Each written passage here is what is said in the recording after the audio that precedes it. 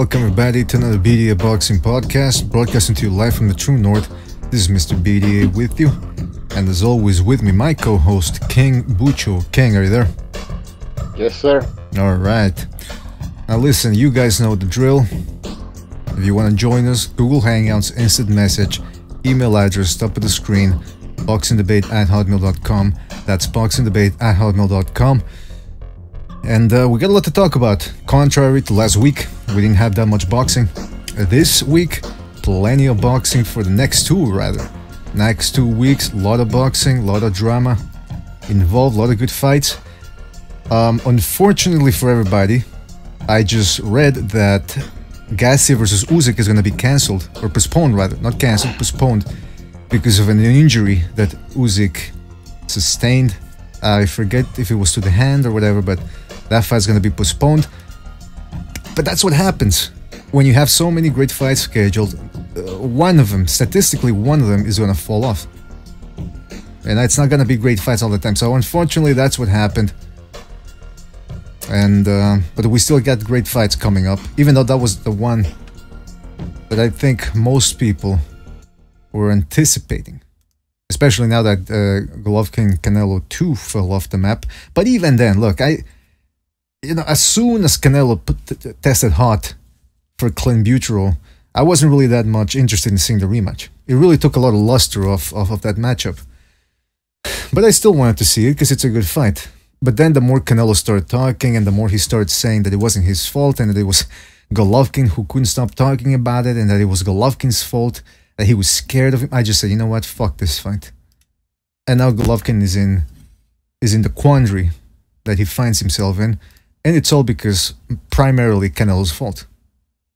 And I say that because I'm being generous, because if I really wanted to, you could say it's all his goddamn fucking fault. I shouldn't swear, I understand, but I'm quite upset by that, especially that Usyk Gassiev is not going to be taking place in May, but it's going to happen.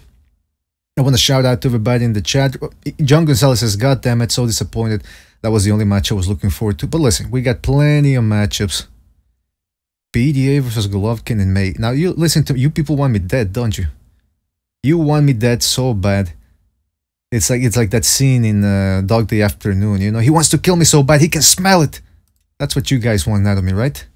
I don't want to talk to somebody who's trying to calm me. Get somebody in charge here. Yeah, that's what I'm saying. Yeah, all right, listen. I was reading about Amir Khan, and he says, I just read that unboxing scene, he says he was desperate for a big fight, hence why he took the Canelo Alvarez fight. And that's a very interesting thing, because I was thinking about this the other day, about how Bucho and I, we've had this discussion before, and there are times where I have disagreed with him, where the subject I'm talking about is when a fighter is losing a fight, and he's down for like 10 rounds, 11 rounds, and he still doesn't just throw himself out there and go for broke. Now, like I said, I've had this discussion with Bucho, and sometimes, most of the time I disagree with him when he says, oh, that guy should have just gone for it. And I go, well, if he goes for it, he gets knocked out, and, you know, it's easy to think, oh, this guy should go kamikaze mode. Well, when you're the one getting hit, the body doesn't want to do it. That being said, in this instance, Amir Khan, you have to respect him, not only because he does that in the ring sometimes, like he fights a little bit too much in an action mode, which usually leads him to himself being knocked out, but the fact that he took this fight, because he wanted, like, Kell Brook wasn't there, Floyd wasn't going to fight him, Pacquiao wasn't going to fight him, he saw Canelo at middleweight, and that's essentially what Canelo is, and what he's been for the past couple of years, a middleweight, and he said, you know what, I'm going to take the fight. So what if Canelo's going to weigh in at 175, 180 in the fight? I'm going to take the fight. So I have tremendous respect for Khan. I was never, and you know, this was before I even learned that he was desperate for a fight, but I'm just trying to illustrate that more people should be like that. Because if you want to be considered an all-time great, you have to take those types of challenges. Nobody asked him to take it. At least I don't think. He wasn't obligated to do it. But he felt obligated to do it. And he took the fight, and that's how Hall of Famers are made. Yes, he got knocked out. Yes, he didn't get the win. But guess what? That's one guy that I'm always going to be looking forward to when he fights. He earned it. He earned his stripes. Meanwhile, people are, I don't want to fight this guy. I want to wait 1 year till he gets older. Let me get another cycle of my favorite PED so I can really feel like I'm ready to take on him. Nah, fuck that. Amir Khan. And so I hope, if I have to root for somebody, yes, I root for the underdog. Especially since Phil Greco seems to be a cool guy. It's like the type of guy you could hang around with, eating, a slice of pizza and all that. But Amir Khan, really, the fact that he fights any and everybody, tremendous respect for him. And Kell Brook followed the same example. Those two guys should just shut up and get it on already. I hope Amir Khan, that's one other reason why I'm sort of rooting for Amir Khan to win this Saturday, so that we can finally see the Kell Brook fight. Just make it happen, alright? I see somebody's... Who's in the chat? I mean in the hangout. Oh, it's Stu. Welcome, Stu, to the show. I wasn't bad, though. I told you what's going to happen with Price. I told you he's going to be sleeping. I told you the ambulance is going to come. The oxygen mask is going to come out. I told you he's going to miss the main event. I told you all them things were going to happen. The one, the only, Stu Little. Stu, thank you for being on the show. No problem. Before we talk about boxing, I just wanted to address and just quickly throw out the way, and we don't have to talk about it constantly in the chat. I do apologise for kicking off last night, but this has been brewing up for a while. This is not just one thing said from the show last night. This is many comments made about me, and I've got evidence, and people have actually seen some of the stuff he said about me, and the fact that the guy was in the hangout with me. And he was talking to me. I thought we were getting on all right. And then, because I don't have the chat open, so I don't see what's been in the chat. It's only when I rewatch the shows when I get a chance. Is when I see the comments. And a lot of the stuff he was throwing at me. I mean, this LDBC troll came on, called me a racist. He's sitting there in the chat agreeing with the guy. And I'm in the hangout with him. He's two-faced. I can't be around people like that. And this is why I lost my rag. I mean, the guy's sitting there dictating how long I can talk and what I can talk about. But the guy brings absolutely zero to the show. He's got the charisma of a damp rag. So at the end of the day, I'm not going to have someone. I give my time to you guys because I love this show and I love being on the show with you guys talking boxing. But I'm not going to have a guy that I don't know that's been on the show 2 weeks coming and dictating to me what I can talk about. And let's keep it real here. I kept quiet all through the weeks that he's been saying stuff about me, even the racist. I've kept quiet. I lost my rag the last show because it was just final straw. And he said a few things to me that were out of order. He mocked my accent when he sounds like fucking someone from ZZ Top. I mean, he's got a cheek. You know what I mean? So I just want to get out of the way. I thought we'd forgive each other. Cameron, mute your mic. Yeah, Cameron, you got to mute your mic, yeah, man. mute your mic, man. Trying to talk, man. So yeah, I thought it was over and done with last night when at the end of the show, but then lo and behold, I look in the comment section of the video the next day, and he's in there telling me what I can do and what I can't, and he had to address the situation. He's a businessman, and customers are always right. He knows what he's calling these guys that listen to the hangout fucking customers. Let's go something straight here. None of us get paid to come on this show and entertain you guys for hours on end. We do it for the love of the sport. And we do it for nothing. No one's customers, and we're not a business here. And if that's how he wants to run things, then this is why he's never going to succeed in a hangout. But that's all I want to say. It's over and done with. I don't like the man. I can't be around the guy. So if I don't mind taking it in turns with the guy if he wants to come on. But I just will not be on a show with that guy. But it's over and done with now. Let's move on. Well, look, it was unfortunate. And by the way, I just want to say, because I was sort of going with the flow on that show, I didn't think it was that serious. And then I started saying, the stuff that was being said after the show. Here's my thing, guys. If you're going to get into a fight once and get it over with. But to keep bringing shit up over and over. And even like last night, I went on Cameron's podcast. And, there were people there that wanted to bring it up again. And I'm like, all right, it's like if you have an open wound, you stitched it up as best you could, and now all of a sudden somebody wants to rip it open again. It's like, nah, people, listen, out there. I was prepared to let it go last night, bro. I was prepared to let it go and, and just because he did piss me off. And when someone pisses me off, I'm one of these guys. It takes me a long while to forgive. Actually, sometimes I don't ever forgive. But I would have just carried on the show. But then when I get up and he's still taking digs at me in the fucking chat the next day, like he's he's coming in telling me he's speaking for you, BDA, saying that I'm done this to the show and BDA has to do this and he knows what's good for the show. The guy's been on 2 fucking weeks and brings absolutely zero to this hangout. Well, so he did. That's all. That's my problem. That's it. He didn't say that we should. I mean, he was just making suggestions, and I like Michael, but this whole thing. What we have to do is we just have to wait a little bit and let things cool off. Yeah, but he did call Stu a racist, so I'm like, okay. Yeah, you did show me that. I did see that he called, and I thought, okay, man, listen. So that's kind of trolling. So I don't know, man. Here's the thing we should do. Like, if you have saying that shit, and then just kind of like he wants Stu to just ignore that shit. And that's the other thing we gotta get sorted out. If you want to say something to somebody, say it here on the show. At least it's gonna be entertaining. Please don't do it. This is my problem, bro. This is my problem. We did 20 hours last week, and he didn't say nothing to me about it. And I kept it quiet. I didn't. All these comments. There's been about. Well, I've lost count how many comments, and I've kept it quiet. But this guy says nothing to me in the hangout, just talking normally like me and you are. And then as soon as I'm off the hangout, he's behind my back, fucking stabbing me. And I don't like people like that. I call them rats, maggots. All right, you sound like Joe Pesci in Goodfellas. Like he's a rat. Whole family full of rats. Yeah. Like I say, if you have suggestions for the show or complaints, fucking do it through the Hangouts personally. Like we have a personal chat. You don't fucking put it in the general chat so everybody can see. Then it creates like fucking drama and shit. So yeah, let's keep people telling us how to run the show. Then you have. I don't want to name any names, but there's several people doing. Oh, you should do this. They should do this.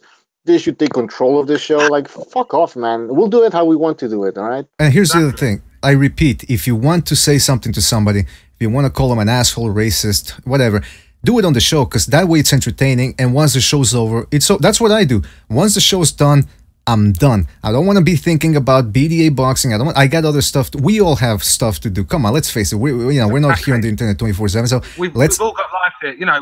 We've all got lives here, bro. Like I said, some of us are parents, some of us are husbands. We put a lot of our spare time. We work. We put with spare time to do this show because we love talking boxing, and we like being in the crowd, and we get on. We have great debates, and we have a laugh. But we do it through the enjoyment. We don't get paid for it.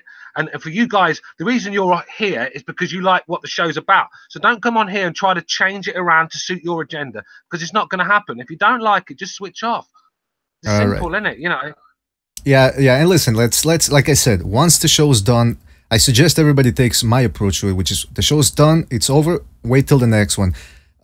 Internet drama, I think we're all a little too old for that type of stuff. And by the way, speaking, Stu said some of us are parents, some of us also have to, work around those child support payments that we have to make. We have to dodge a parole officer here and there. So listen, we're all busy. All right, so let's not keep up with that. And let's talk some boxing now. We got Apology Man and Cameron on the line. Gentlemen, how are you?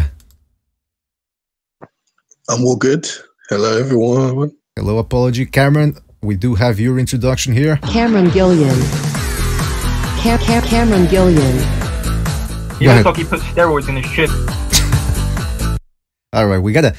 I'm looking for, because I wanted to put for Cameron. I wanted to put that quote where he said, "If somebody." What was it, the quote? If somebody tells me to eat ass, I'm going for it all the way, or something like that, he said. But then I thought, wait a minute.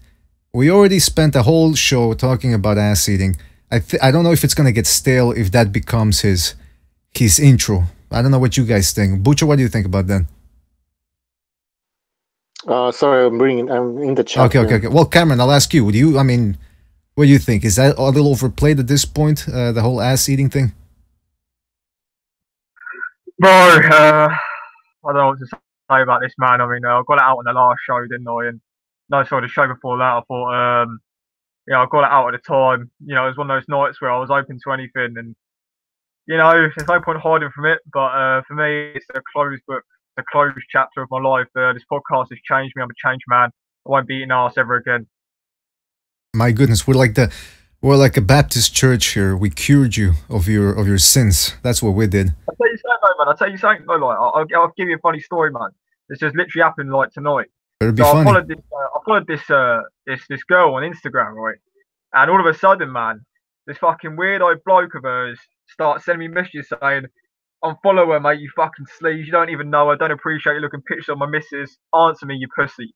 So this fucking obsessive clown is kicking off at me for following his girl.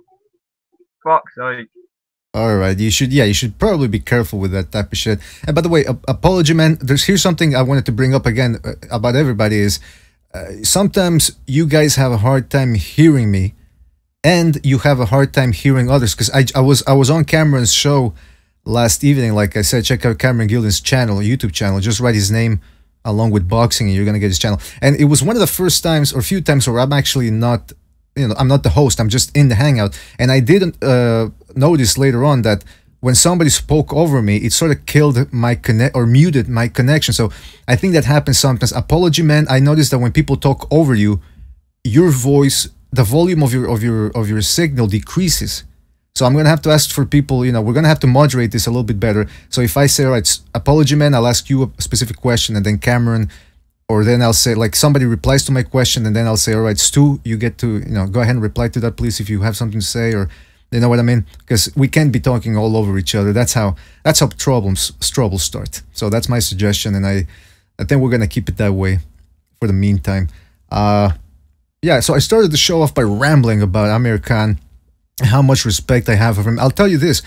I never really was a big fan of Khan. I always thought he had a little bit of an attitude, which is something that I dislike. But now I'm realizing, the more I think about it, that this guy always brings it. He fires off combinations. Yes, he's looking to outbox people, but he's actually trying to put a hurt on guys. He'll fight anybody. This guy has given us so much entertainment. He's fought the best. He's never really ducked anybody. I know people want to talk about why he and Bradley never fought when they were both at 140, but everybody has somebody that never fought because of promotions or because of time issues, whatever. Amir Khan fought the best. He's taking on a tough opponent who might or might not pose, a lot of problems depending on how much Khan has left in the tank. I don't know. I'll start by asking you, Cameron, because I didn't get a chance to talk to you too much about it last night. But what do you think about Amir Khan's? His chances against Lo Greco. I know you've said Lo Greco is kind of a dangerous test, but when you really look at it, do you think if Khan comes into shape, he should have an easy time? Yeah, I think obviously Khan's money's on Khan.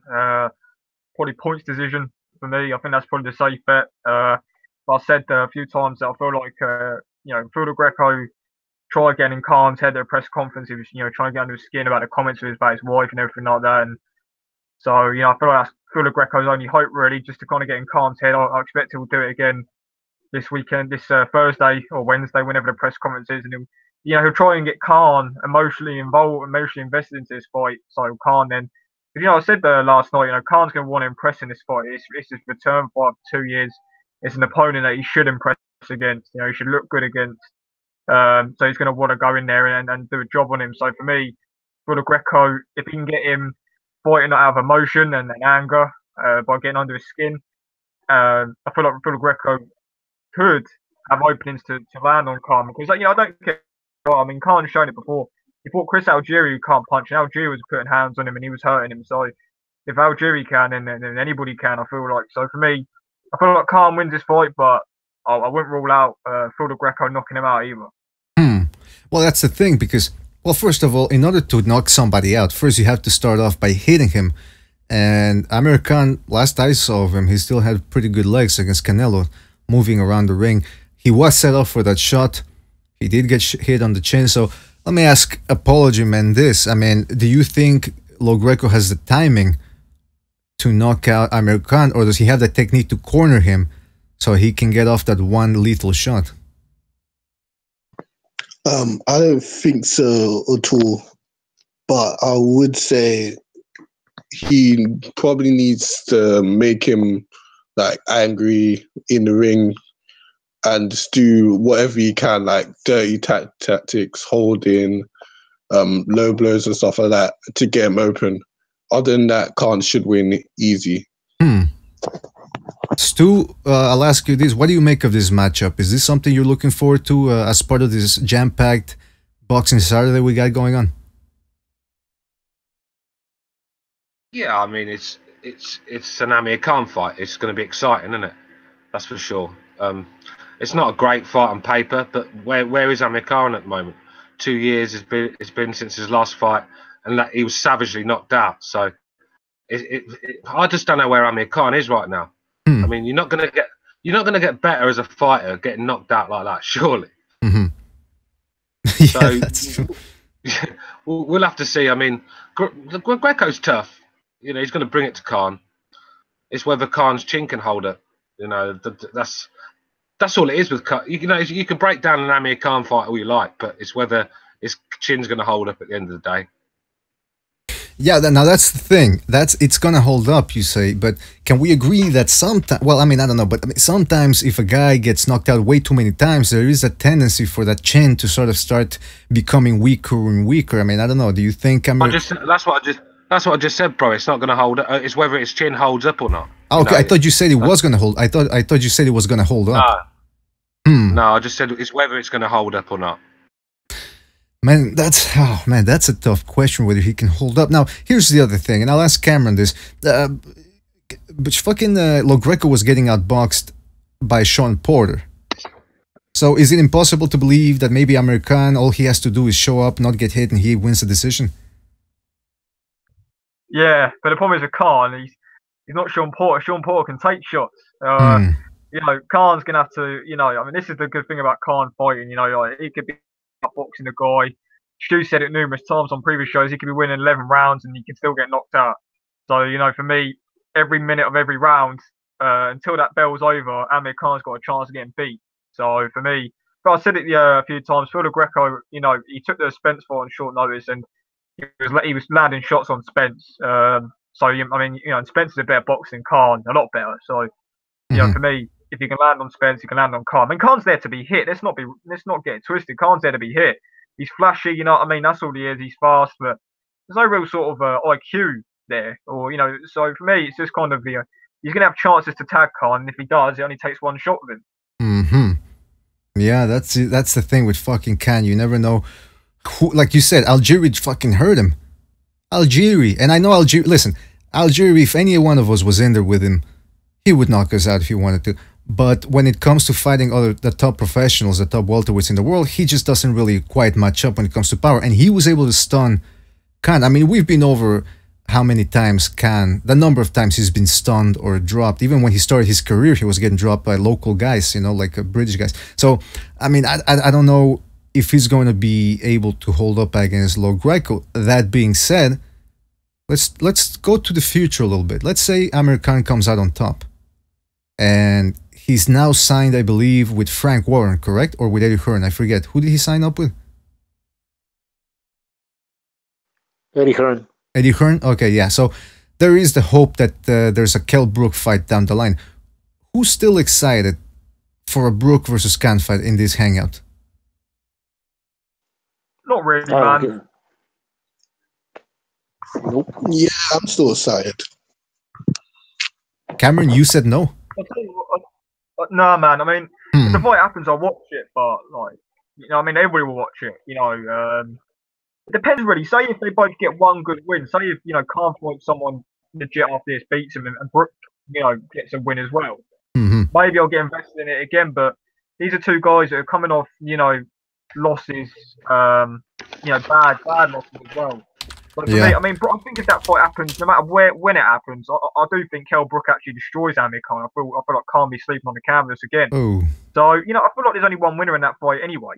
I mean, that's in my opinion. That's why I can't get up for the fight maybe as much as I could maybe a few years ago. But I just feel like Kell Brook wipes the floor with Khan. I mean, I always thought he would beat Khan, but, you know, when I watch that fight, I just think, you know, it's only a matter of time for Kell Brook lands, to be honest. Well, it's interesting because...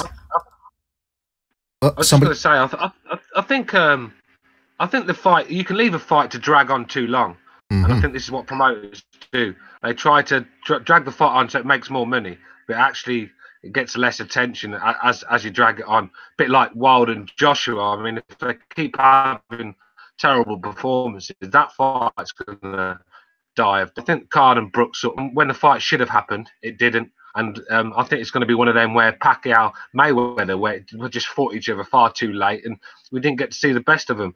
You know, both in their prime. But I'd like to see Amir Khan, Brook, just to to see a decent British scrap, but it's not something I'm really desperate to see, and I'm going to be fucking shouting from the rooftops to see it, sort of thing. You know what I mean? Mm-hmm. I'll give you my take on that. Yes, the fight has, like you said, it should have been done earlier. It's past its due date. It's got an expiration date on it, and it's past it. That being said, I'll give you a little example here. I remember when, what was his name? Don Fry. I'm talking MMA here. Don Fry and Ken Shamrock had a little bit of a rivalry going, and both guys had they didn't really have that much left. They weren't the top heavyweights in the world anymore, but they were old school guys. They still had that animosity to each other. They could still fight. And I was excited when they're going to fight. When they fought, but was it 2002, Bucho? Was it 2002 when they fought? Ken Shamrock and Don Fry? Yep. Around that time. And I was like, man, I was looking forward to that fight. So there are these type of fights where even if the guys are not top anymore, they're not in the top of the division, they're not in their prime, I still want to see that fight. You know, and Khan versus Brook, I still think both guys have something left in the tank. Definitely, Kell Brook, we know he has something. Khan, we still don't know. It's dependent upon the LaGreco fight. But it makes sense from a promotional standpoint. This fight still sells in England, right? Well, who wants to go? I'm sure it sells. It's going to...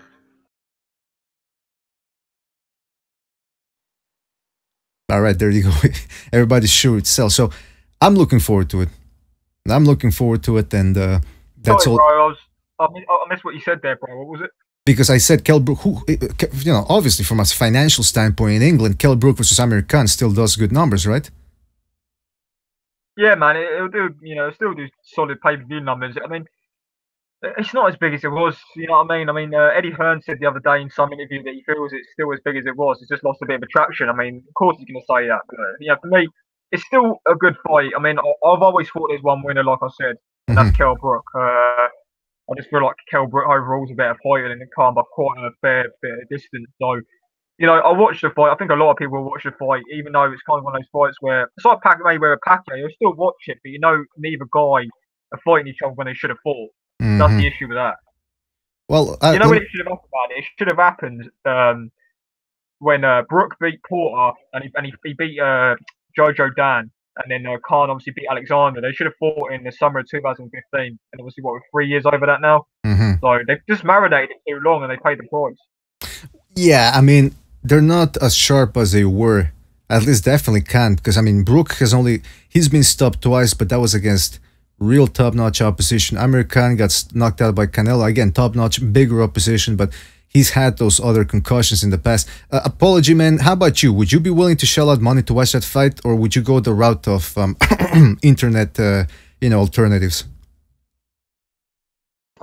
I like to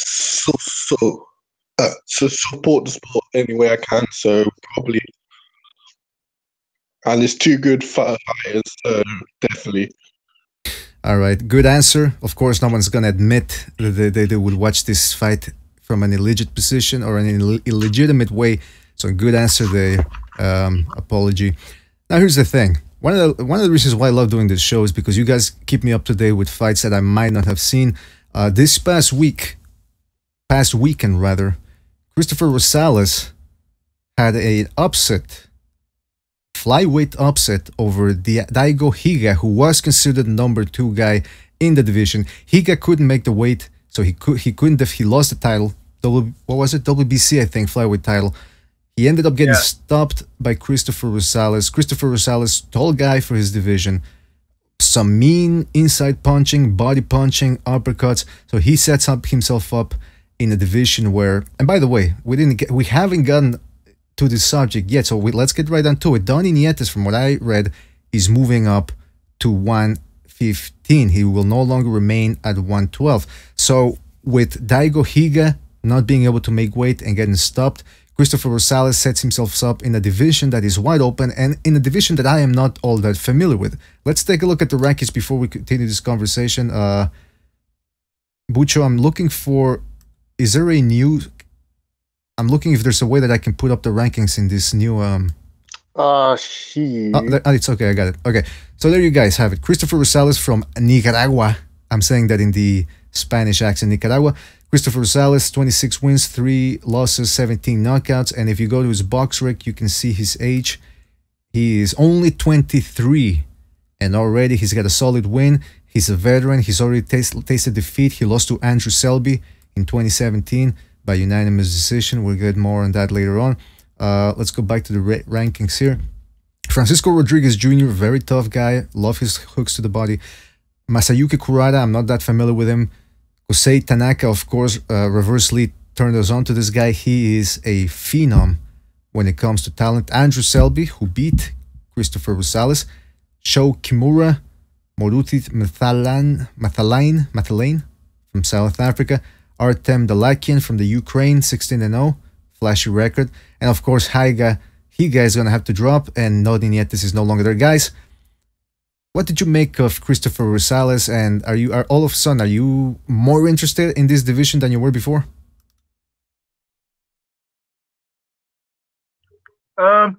Yeah, I mean, obviously super flyweights the main division down there in terms of stack division. I mean, you've got down flyweight, it's more of an open division. So I can hear myself. Can anybody else hear myself twice? I'm echoing somewhere. I can't hear. No, I can't hear any echo. Sorry, mate. Maybe it's just a mic line, but yeah, what I was saying was, I was surprised Higa lost. Yeah, I said on the previous one of these shows when Reverse Lee was on, that Higa was one of my top 3 favourite fighters in those lower divisions. So for him to get beat by Rosales, I was surprised because I didn't watch it live because I was out. But when I got back and then I found out he lost, I was surprised. And I watched the fight earlier today. We were talking about it last night, and obviously I decided to watch it back. I just think the weight cut really affected him in the fight.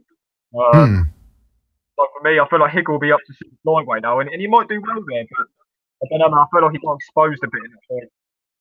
You bring up a good point, because it did seem like the war against Rosales, like the pace and the inside fighting against a younger man, it did seem like it took a toll on him. Stu, I wanted to ask you something. I'm Mexican, and in Latin America there is that, in everywhere in boxing, if a guy quits, it's looked down upon. But even more so in Latin American countries, I feel, Roberto Duran, when he quit, it's still mentioned. If you mention Roberto Duran, most of the time people think no mas.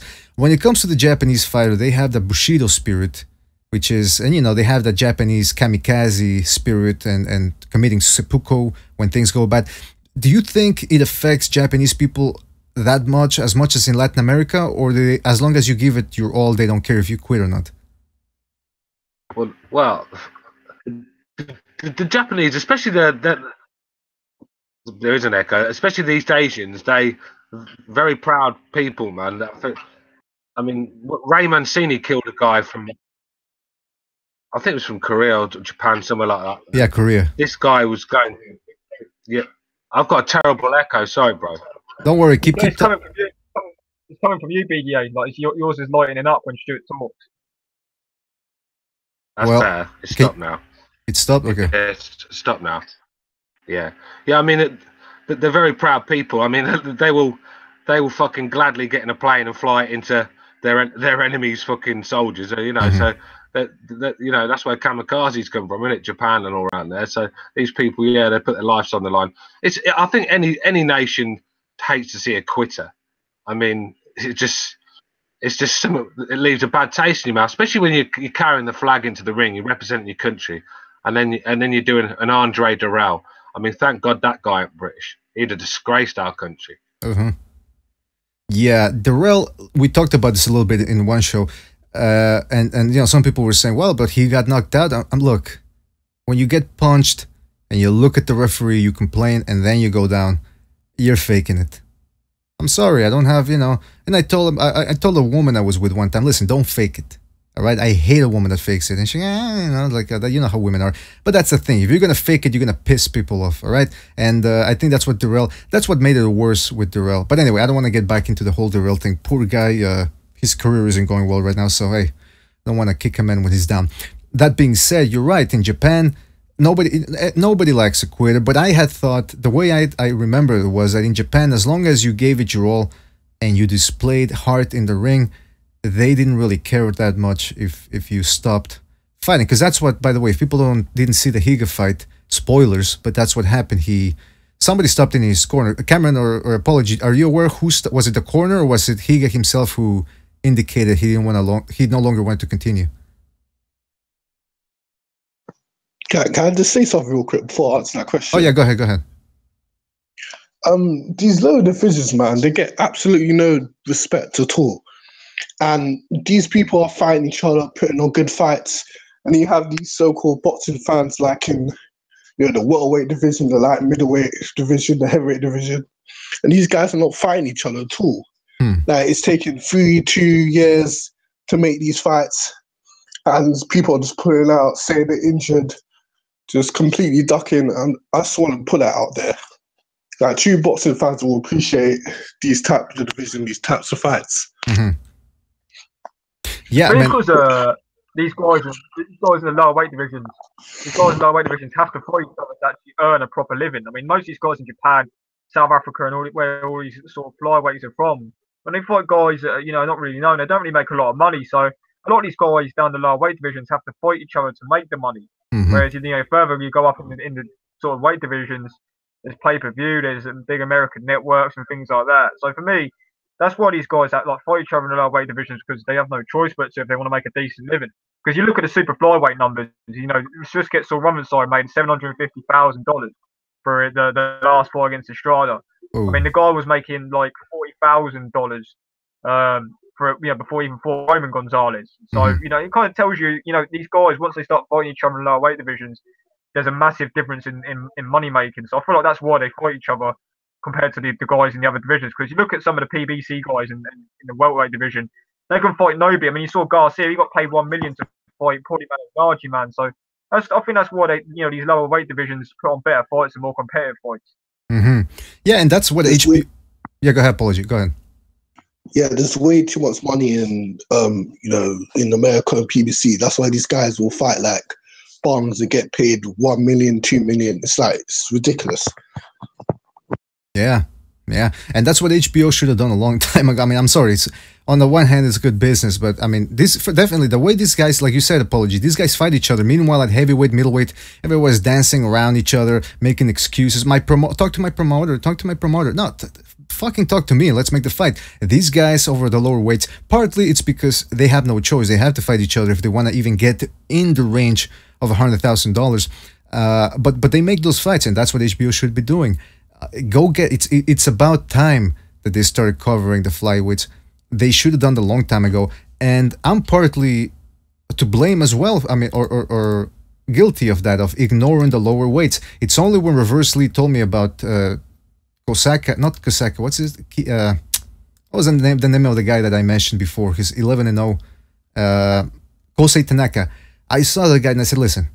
We always forget that there's hidden talent down there. All these freaking guys, yeah, they might not be undefeated because, I don't know about you guys, but it seems to me like these guys, it's very rare to see a guy go on a long undefeated run in these lower divisions. Because they fight each other, that's why. Exactly. And these guys just fight bums. Like, for example, the 108-pound division, right? I'm not even all that familiar with. I'm looking at the names here. I recognize some of the names. First of all, I'm surprised that Milan Melindo is fighting at 108. I thought he was fighting at 112. Can anybody correct me on that? Didn't he used to fight at 112? No. Well, I don't know actually. I mean, he fought Heki Butler. He lost his last fight to Taguchi. But as far as I'm aware, he's been at 108 for a while. And Taguchi lost to Inoue, right? Yeah, right in his early on in his career. We're talking like 3 years ago before Inoue was even champion. So, I mean, Taguchi now is a unified champion at 108, WBA, IBF. Right, and so that win for Inoue is looking pretty good. Yeah, I mean, I think Inoue actually won his first world title a few fights after that. But yeah, it's one of those fights. It's like Mayweather Canelo. Mayweather beat Canelo when he was young, but the more Canelo's achieved since, it's a better win from Mayweather on paper. But kind of similar way with Taguchi for Inoue. People forget that win, man. Like, people look at his resume and you think of Inoue like his best wins are Kono or Oma Navis, but realistically, Taguchi is one of his top 3 wins by quite a fair distance. Right. Huh. Speaking of the lower weight divisions, did you guys see? Well, I'll let Stu reply if this. Stu, have you seen that video? There's a video because I was looking at Inoue fights on YouTube. There's a video out there of Inoue sparring Genesis Servania, the guy who gave Oscar Valdez all he could handle. So obviously he's in a, featherweight, and Inoue, it's just like an exhibition sparring match in front of a crowd, and man, both of these guys look. Did you see that video, Stu? Have you ever seen it? I haven't seen it, but Inoue is a monster. He's a serious threat for anybody. So it wouldn't surprise me. I mean, we need to see him fight, some real top names, granted, but I got a feeling this guy, just from the eye test, is going to take some serious stopping. Yeah, it's probably, well, listen. Was that? I didn't say anything. I was going to say, yeah, I think Inoue is going to be a multiple weight champion. I mean, not going to lie, I think he's going to do a real job on Jamie McDonnell. I mean, I rate McDonnell. He's a real road warrior. He's gone to the backyard of all these fighters, Kameda now, Inoue. But I don't know, man. I just feel like Jamie McDonnell's way out of his depth here. I mean, mate, McDonnell won't give up. He's got a fighting spirit, but I think Inoue is going to outclass him. Well, it's interesting because Jamie McDonnell, he just doesn't have the punching power to keep Inoue off him. Yeah. Inoue's just going to be walking through his punches. And Jamie McDonnell's quite skilled. Don't get me wrong, he's quite good, decent on the back foot. He's got decent head movement and that lot, and he's quite a tricky boxer. He's quite decent. He's got long arms, he's rangy, but it's just not enough. The guy's punching power is not strong enough to keep Inoue off him. And Inoue's going to be coming forward, very Golovkin-like, throwing monster shots, and he's just going to slowly break Jamie McDonnell down. And I can see the fight being stopped within probably the 7th, 8th round. Look, let's go back to that. Let's go back to the prediction. You're saying Inoue is going to fight a little bit like Golovkin, and there's a lot of people already are going to probably sting you comparing him to Golovkin. I know you're not, but here's my thing, because some people still, and I'm still not convinced on Inoue. I still want to see what he's got, but just based off that sparring session that I was watching when he was sparring Genesis Servania, and again, it was just an exhibition match. But Inoue was doing a lot of good things in there that indicate that he has more than just power and size. He was setting up his shots, he was feinting, good lateral movement, changing angles, and so again, he's a force to be reckoned with. Jamie McDonnell, like you guys said, he's fought overseas. He's fought guys that had better physical equipment than he did. I'm talking about Kameda. But how much better do you guys? And I'll ask Apology Man this: how much better do you think Inoue is than a guy like Kameda? I think Inoue sets up his punches a lot better and has better reflexes and more athleticism. But the only thing I would say is he's still kind of open. He keeps his chin up sometimes, so watch out for that. He'll get caught in this fight, definitely. All right, who wants to? I mean, when I was saying about Golovkin, I definitely weren't saying he fights like Golovkin. It's very Golovkin-like, where he's just going to be just too strong for the guy, walking through the punches and throwing his own with mean intentions. And that's basically my comparison there. I just don't think Jamie McDonnell's strong enough. Very tall and lanky and thin, and just doesn't seem to have a lot of strength. And I just think you're going to need that when you're fighting Inoue. Yeah, that's possible. So here's my next question, and I'll ask Stu this as long as he's here answering that, which was that Jamie McDonnell might not hit hard, but he does have very precise hands. He's very good with his technique. He can set up his shots well. How good do you think Inoue's chin is? Because if he's getting hit with quick counters, do you think that's going to dissuade him from coming forward, or do you think he's that strong that he's just going to shrug it all off? Well, like I said, I think McDonnell's got half decent power. Nothing that's going to trouble you. Nothing that's going to rock you to your boots. Nothing that's going to sleep you. Nothing like that. Just half decent power. But I just don't think he's very accurate with his punches. He throws nice combinations as well. But he's going to be having to constantly work to keep Inoue off him. And I just don't think he has enough pop in his shots to get the respect from Inoue. And durability is, like I said, he's quite a durable guy, but I just don't think he's going to be able to take that punishment constantly for 7, 8 rounds. Cameron, what do you think? With the power issue. Are you talking about the Inoue McDonnell fight? Yeah, but the power. Yeah, I think Inoue will stop him. I think Inoue will stop McDonald probably, mid to late rounds. I just feel like the punch output and the pressure from Inoue will be too much. Like Stu said, I feel like Inoue will walk through McDonald's punches and eventually he'll just be keeping McDonald at bay. Really, McDonald will struggle to get in range once he feels the power. I feel. And I just feel like he'll get broken down. I mean, Inoue will, he's one of the best body punchers in the game. We've seen that in his last fight. I mean, fair enough, he was an overmatched opponent, but Inoue was just bashing him all over the place with body shots. He wasn't even headhunting. So I feel like Inoue will break him down to the body, and I feel like Joey McDonald will slow down, and Inoue will stop him late. All right, so there you guys go. We're gonna obviously talk more about this fight as it gets near. So if you want to change your picks by then, you still got time. Although again, Inoue is the favorite, and McDonald does have a little bit of a, he has to come up here. He's the underdog. Speaking of fights, and listen, we're gonna talk about this. I want to talk about this right away because I don't think we're gonna have time to talk about it. I think most people are gonna want to talk about Khan and Vargas against Broner. So let's talk about Zolani Tate is going to be fighting on the undercard of Frampton Donaire, which is also taking place this Saturday. I think people also want to talk about this one. And he's going to be taking on Omar Narvaez, who is 42, I believe. I haven't seen Narvaez's last fight. I know he's had about 5 wins, I think, since he lost to Inoue. So can anybody fill me on Narvaez? How has he looked now that he's in his 40s since the Inoue loss? I mean, he's always fought like the same, like looking for counter shots, picking the shots, not wasting the energy. So he kind of looks the same, but a little slower, in my opinion. And Zolani Tate, I want to know how good he is. I want to know how far, because this guy's got pound for pound potential written all over him. Yes, Cameron, go ahead.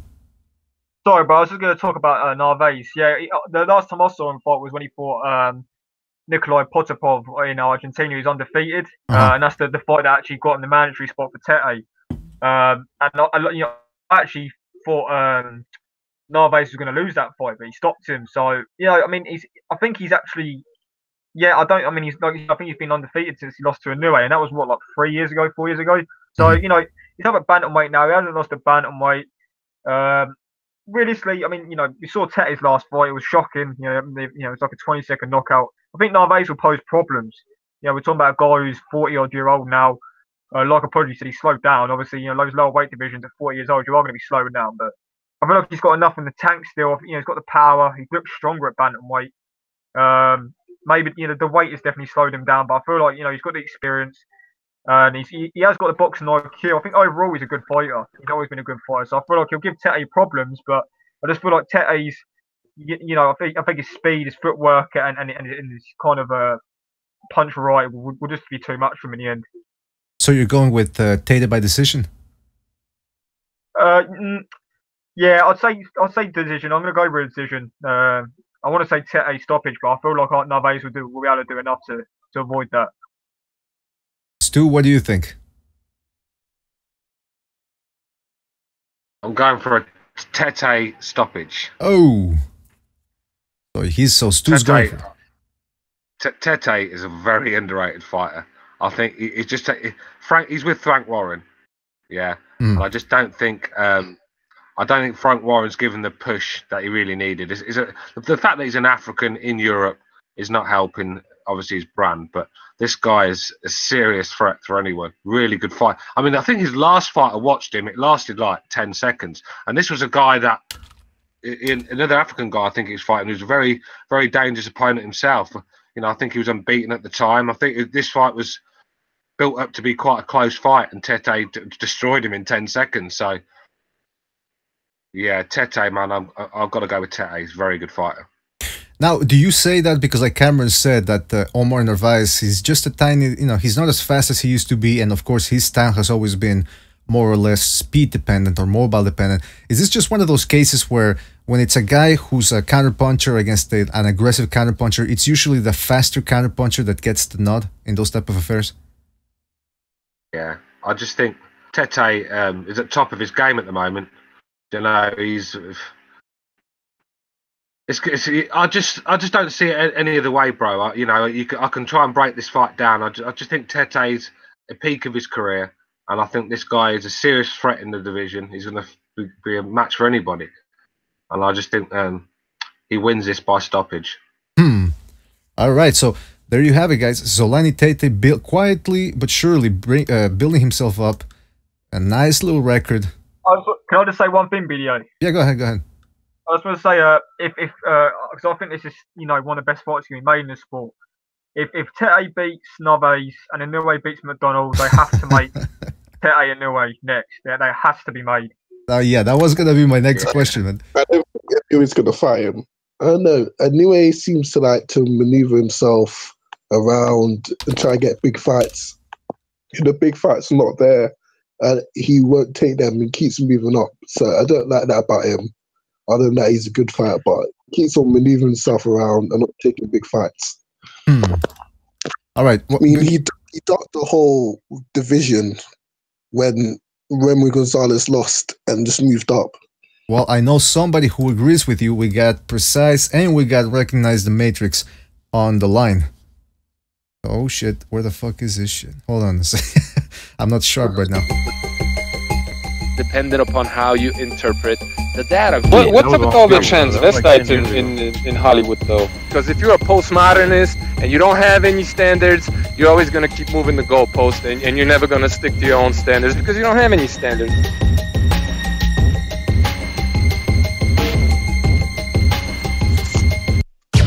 Don't get fooled when they tell you that the crime rate is down in New York. Every time I watch the local news, they're always talking about, well, there was a stabbing here, there was a stabbing there was a shooting there, but the crime is down.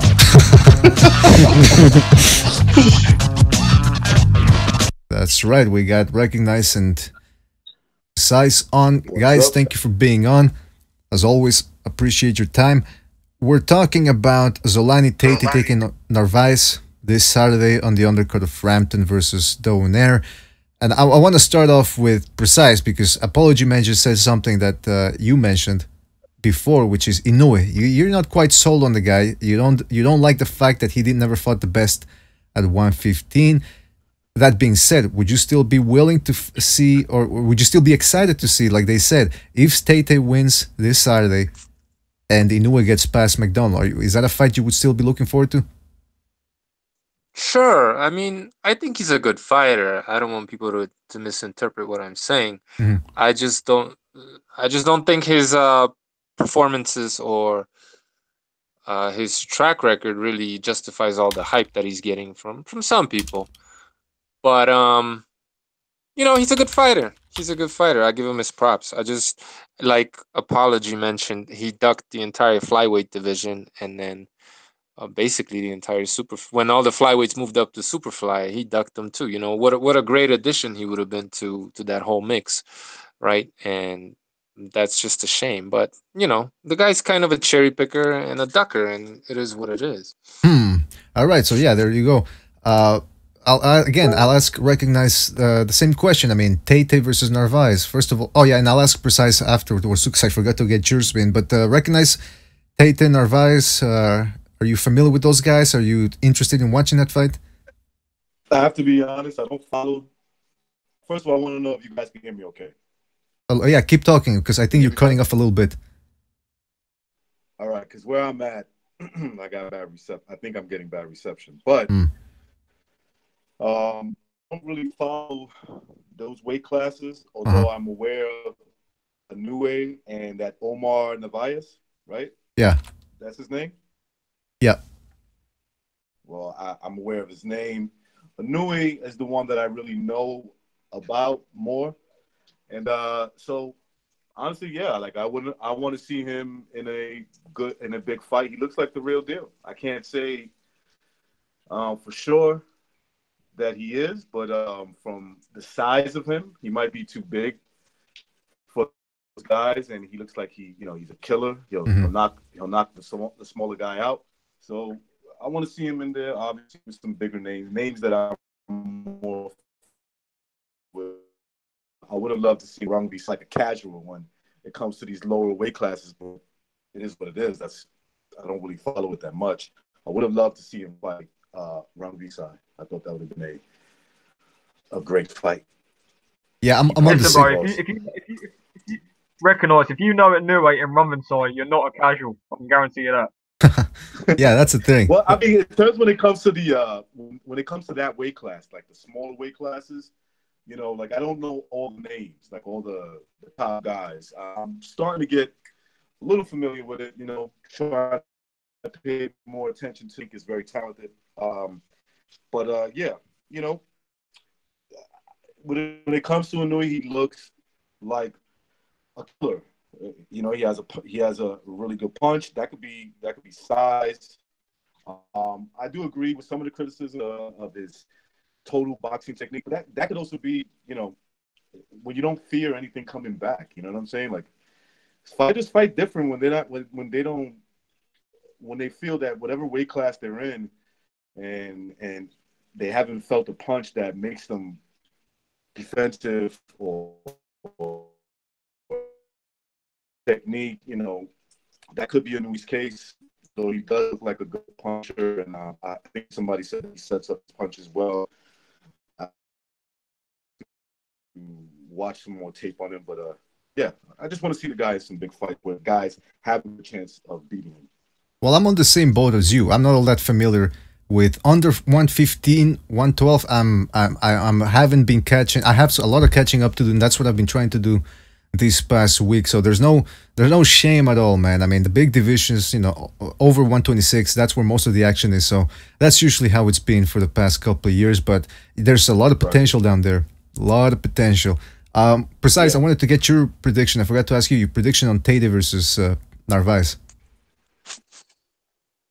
Look, I haven't seen Tete fight. I saw that one knockout he had, and I mean, you know, that punch was a crazy punch. I don't know that I've ever seen anything like that. But you know, I think you have to favor Solani Tete because the fight's in the UK, right? Yeah. Yeah, and Narvaez is a little guy coming up in weight, and he's old. And you know, when he fought Inoue, he was outboxing Inoue, but as soon as Inoue landed one punch, he just couldn't take it. He was going down, you know. I mean, I believe he got knocked down with Inoue just hitting his guard. He just knocked him over by, you know, it wasn't even a scoring blow. It shouldn't have been a knockdown, to be honest. But it just showed me that he doesn't belong in that division. You know what I mean? He can't take the power. He's too little. And Solani Tete looks like a huge puncher. So even though I haven't seen the guy fight, you know, you kind of have to favor him. I think he has the skill to outbox him, perhaps, because, you know, the guy's a legend, and he was definitely giving Nonito Donaire fucking fits. Yeah, that's true. Paul Butler. Paul Butler is a very talented guy from the UK, and he had a lot of praise. You know, a lot of people were tipping this guy to do good things. I mean, I think he moved up a division and won a world title. So he's a very good fighter. And Tete just fucking played with him, destroyed him. I mean, people were hyping up David Price too, so I don't know. I'd have to watch him fight. Yeah, Paul Butler's a good fighter. He went up a division and won a world title. Silver medal, bro. Silver medal. Audley Harrison, gold medal. Paul Butler's actually fighting for a world title on the Hay Belly undercard, so he's going for a second world title. Paul Butler's I can't speak on it. I don't know. You know, I have no opinion, to be honest. So I'm gonna have to take your guys' word on it. Well, let me ask Butler's good, man. Butler's a good fighter. Let me ask Stu this, because you were talking about Frank Warren and the push and all that. Does Tate, are you aware if Tate resides in the UK or does he reside in South Africa? No, the UK. He's with Warren. I mean, Frank Warren's trying to Eddie Hearn's boys. He's trying to get one of them boys, but Eddie Hearn don't want no part of it. So this is the problem. Well, he's gonna. Yeah, they want Ryan Burnett. Frank Warren wanted Ryan Burnett for Solani Tete, and Frank Warren said, "We'll pay for Solani Tete's purse, so you don't have to pay anything for Tete," and they still didn't want it. They know they don't want that fight, man. Tete's stylistically the worst matchup for Burnett in that division. Yeah, he is. Does he beat Inoue? Who, Tete? I think he can. Inoue is very open defensively. Yeah. It's a 50-50 fight. I'd love to see that. Tete Inoue is a 50-50 fight, yeah. All right, let me Let ask. me ask you guys something. Oh, go ahead. I'm sorry. No, go ahead. I was going to ask the guys that follow Nui more. Let me ask you guys something. Do you think that his defense is not quite up to par? Do you think that has something to do with him being just a bigger fighter that take these punches and just focus on offense more? I mean, I think feeling on it.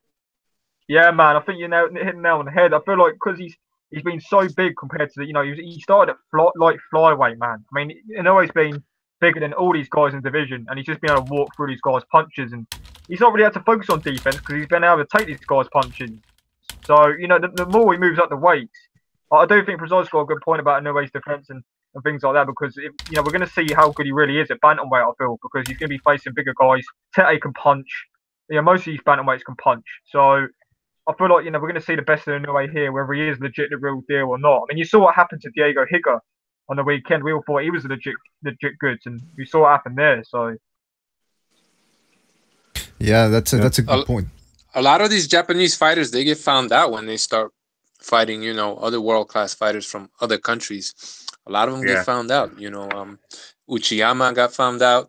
I know he was old and shit. I'm not saying he wasn't a good fighter, but he got found out. The guy that Montiel knocked out, Hasegawa, back in the day. Kazuto Ioka got found out. So I'm cautious before I put stock in any of these Japanese hype jobs. I think gold medalist Ryoto Murata. I think he'll be another one that will get beat as soon as he steps up to the top middleweights. Could be. One thing about the Japanese fighters though, they've all got tremendous chins on them, haven't they? Yeah, they're nuts. They're crazy guys, man. I think it's their fighting spirit more than their chins. Yeah. Hey, now by the way, let's go down memory lane just a tiny little bit here. Let's go into fantasy mode because again, we got a lot of fights to cover, so we'll try to spread them out throughout the week. Let's go down memory lane. All right, you guys remember, and I'm obsessed with this period when Broner was ranked number 6 or 5 pound for pound by Ring Magazine back in December 2012 after he beat DeMarco. And back in those days, what was his name? Scottish guy who lost to Terence Crawford. Ricky Burns. Ricky Burns was there undefeated, and Uchiyama was around that weight class. And some people were talking about Uchiyama versus Broner. Now I gotta ask. I'll start with Stu. Let's see what we get. What type of response we get? Stu, Broner versus Uchiyama, circa 2013. Who would have won that fight? Yeah. 2013. What, Broner, the fucking weight bully? I think Broner would have been too big and too strong, man. All right. Broner. Yeah, go ahead. I think with Broner that he's another one like you said about another one that was just too big for the guys in them lower divisions. It's only when he started fighting guys his own size we saw him get found out. But that 2013 version of Broner, he was quite a decent fighter. Quite strong. He was knocking people out back then as well. All right, so forget. In 2013, he was also getting knocked about the rim by Marcos Maidana in that year. Yeah, but that was a big welterweight. That's why I'm interested. What would have happened? Was that? Hey, hang on a minute. Was that 2013? Yeah. Yeah, December. I thought it was after that. Oh, so you're talking about the Maidana the Broner that fought Maidana? Is that the one you're talking about? No, that's too. The one who fought like DeMarco and all that. We're talking about. That's going about the one that fought DeMarco and fought Ponce de Leon and all them, innit? Yeah. Yeah, the massive Broner, the weight bully one. Yeah. All right, let me ask Precise this then. Precise. Oh no, you know what? Yeah. Okay, let's change it up. Forget about Uchiyama because Broner couldn't even make 130 afterwards. Ricky Burns versus Broner. Oh come on, man! Give me something more difficult. Come on! I want to hear this. Of course, Broner. There in you both go. cases. Yeah.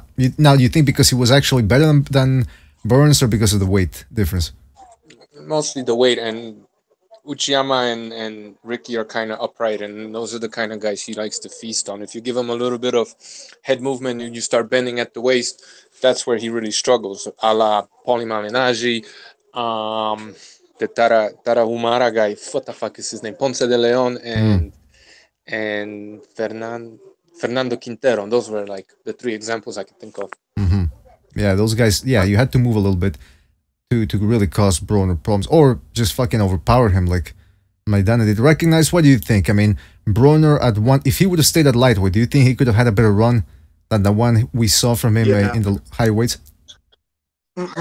Yeah, if he can maintain weight and can make 135, I thought he would have been better there. A lot better. I mean, he's one of those guys that needs to have an advantage. You know, that doesn't make you a terrible fighter. It's just that some fighters need an advantage. Some of it is weight, some of it is speed. You know, some guys need a speed advantage in order to be successful in a certain weight class. So I think for Broner, it's always been a weight thing. If he's a lot bigger guy, well, let me not say a lot bigger. You know, just significantly bigger than his opponent. And faster, and he has all those advantages over a fighter. I think that at 135 he would have been perfect, you know. The problem with him at 135, of course, let's say if a guy like Lomachenko would have went up there and he's still at 135, he would have schooled. This would be a situation where Broner would have not been able to adjust to, because this would have been a guy who has speed, like Precise says, you know, uses head movement, bends at the waist, shit like that. You know, he can't handle that, especially a guy that has more speed than him and just overall better. Maybe that's a bad example, obviously, but I still think the thing with Ricky Burns, yeah, go ahead, Sue. With Broner. Problem is Burns to lose. Broner, he has every chance, because this guy just go. Ricky Burns could just get behind the jab, just pinching the points, and Broner's going to go sleeping in times that fight where you don't throw anything. So Ricky Burns has a chance to now. There's a massive echo. Yeah, because what's going on? First of all, did you move your modem like the last time away from where it usually is? I can hear everything clearly. Okay. Echo. Yeah, I don't know why that happens sometimes. I don't hear it, but I know you guys hear it. So if you I don't hear anything. No? Oh, yeah, I hear it. Well, if you do hear an echo, just wait until, keep talking until it goes away. I can hear you clearly. So that's all that matters, that I hear you. Fuck everybody else. Yeah. Fuck everybody else in this panel. Yeah. No kid. I'm only kidding, by the way. Ricky Burns. Go ahead. Ricky Burns the problem with Ricky Burns, he puts his hands up and he just takes far too many shots. He doesn't know how to roll out of there. He just takes far too many shots, and that's his problem. And his punching power is never going to get him. When he's behind in the cards, there's no way back for it, because he doesn't really throw a lot of punches. He's not busy enough, or when he does throw them, he very rarely lands. His fucking his accuracy is awful. If you see Ricky Burns, he's always throwing out of range, throwing arm punches. He's got 13 KOs in about 40 odd fights, you know. And when he's down, there's just no way out for him. This is the problem with Ricky Burns. He's an overachiever. I mean, when this guy was world champion, I think he's working in JDD Sports or something, fucking behind the counter selling people trainers when he's a world champion. So. Well, there's nothing wrong with making a living, but yeah. No, I get what you're saying. Bucho, let me ask you this, man. Has Broner ever convincingly or comprehensively outboxed a top opponent? I was gonna say that. Listen, since he moved up to welterweight, you saw his real, his skill level, his real skill level, because he didn't have that weight advantage over his opponents. You can't beat anybody with single shots like that. I mean, his technique is just garbage, man. He comprehensively outboxed Maidana in the 10th round, I think. Oh, there you go.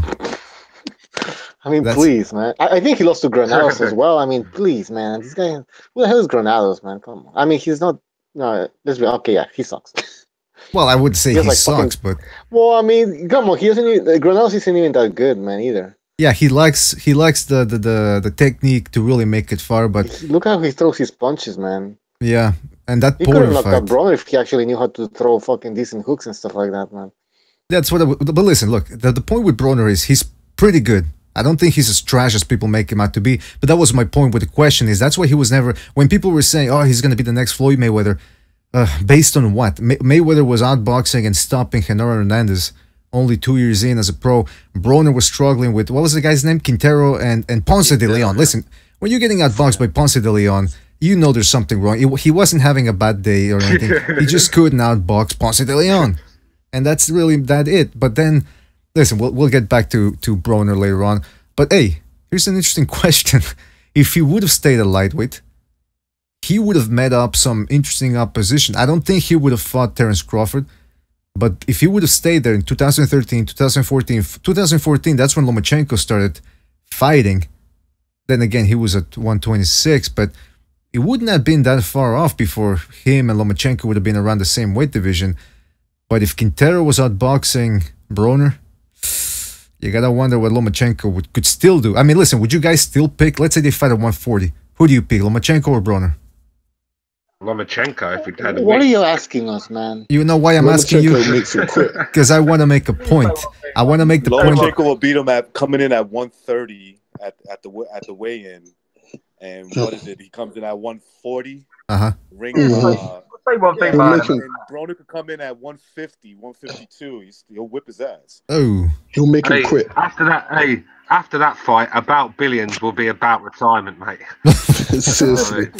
All right, Cameron, what did you want to say? I was just about to say, Adrien Broner is the worst four-weight world champion in the history of the sport. In terms of, how he won his titles, who he won them off, vacant titles, and the only one that wasn't vacant was Paulie Malignaggi, who, Oh, no.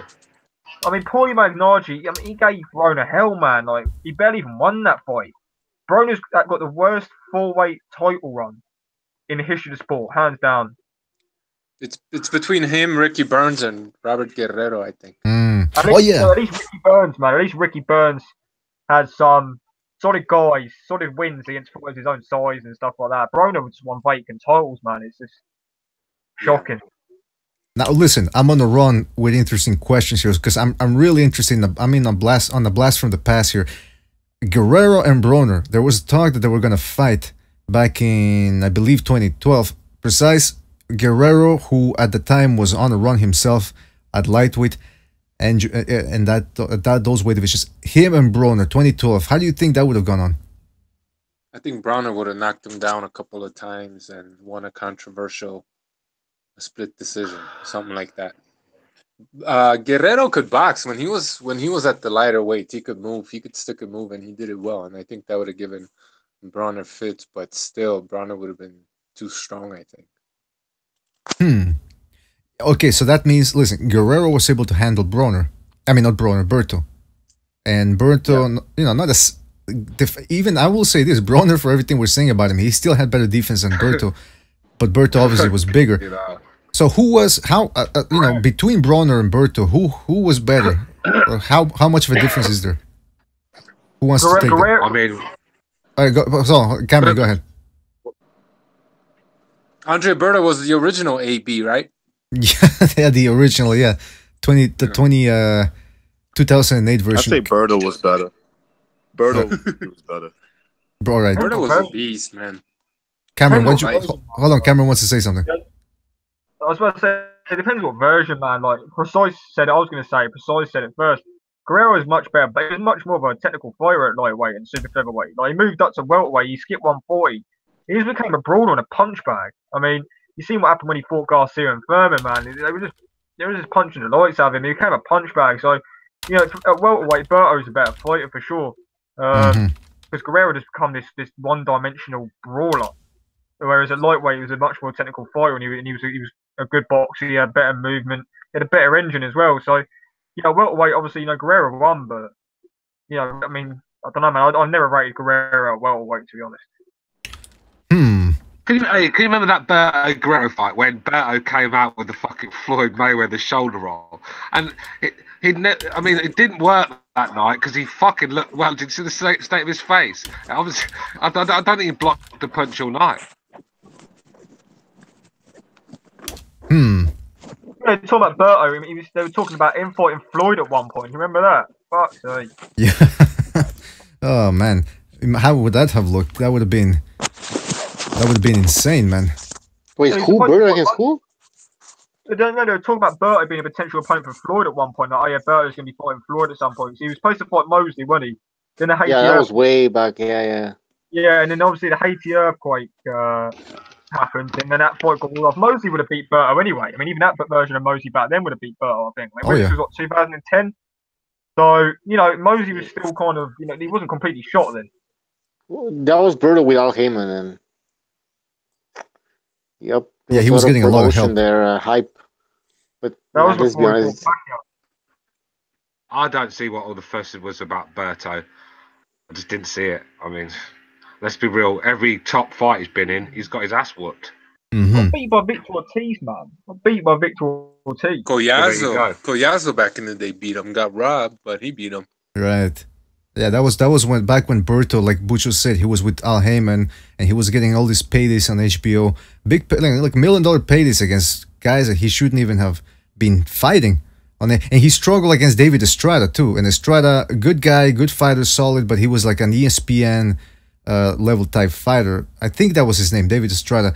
He used to fight on ESPN, and he gave Berto hell until Berto's physical strength overcame Estrada and was able to stop him. And then Collazo, that's the other thing. Collazo's not a joke. He's not easy for anybody, which is why I consider that Khan was able to beat him. I hold that in high regard. But yeah, Berto, man. It was easy work for Mosley. Mosley's beating his ass like there was no tomorrow, man. Yeah. Hatton couldn't do it. Mosley could. And like Stu said, Stu mentioned Berto, like why were people so high on Berto? Again, I'll go back to it. Hand speed. People see a fast guy, and back in the day, Berto, when he was coming up, he was knocking guys out with his hand speed and everything. So people go, whoa, who's this guy? He was being compared to a lightweight Shane Mosley. That's how high the media... Muscles. Was that? It's the muscles, bro. It's the muscles, bro. Oh, yeah. Yeah, Leonard Ellerby loves those muscles, man. Very, very alarming when you're letting Robert Guerrero hit you that easily. Oh, yeah. Yeah, what was the joke that he turned Berto Chinese after the fight? Yeah. Because Berto had those...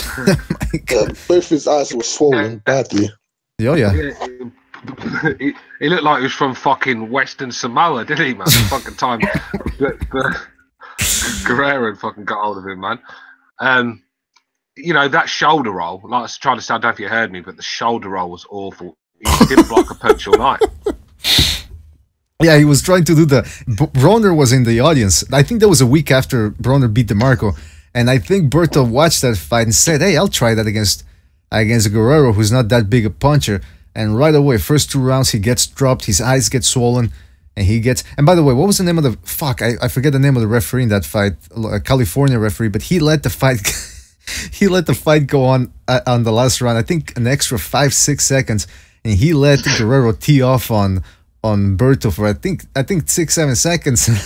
It was a mess of a fight, but it's one. Listen, I've said it before. I like my boxing fights like I like my pizza, greasy, sloppy, and with everything on it. And that fight had everything on it. I love that fight. I did. Yeah, so did I, man.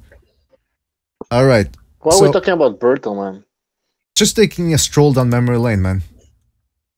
Taking a little stroll down memory lane. Why not? Tell you what, man, it's better than talking about Jared Hearn. That for a fact. Or about Joshua versus Wilder and who's avoiding, who's not getting paid, who should get the biggest license. It's funny how some channels, which ones I'm talking about. That's all they talk about, Wilder and Joshua, because that's all they know. Like, I don't give a fuck about what they talk about. They're not true boxing fans. They don't know, like, earlier was talking about the flyweights. They don't know any of them. Nah. How the fuck do they not get bored talking about this shit over and over and over? Because, like I said, people like the drama, man. People love to talk about who this guy's afraid of that guy. No, this guy's afraid of that guy. It gets some people off, man. They're able to nitpick anything that happens. Like, everybody dropped off except me and Stu. Oh my goodness gracious! All right, man. Like I was saying, me and Stu were talking. We were talking offline earlier on a call. We were talking about how it's so difficult to talk about the same topics over and over again. You got to freshen it up. You know what I'm saying? Mm-hmm.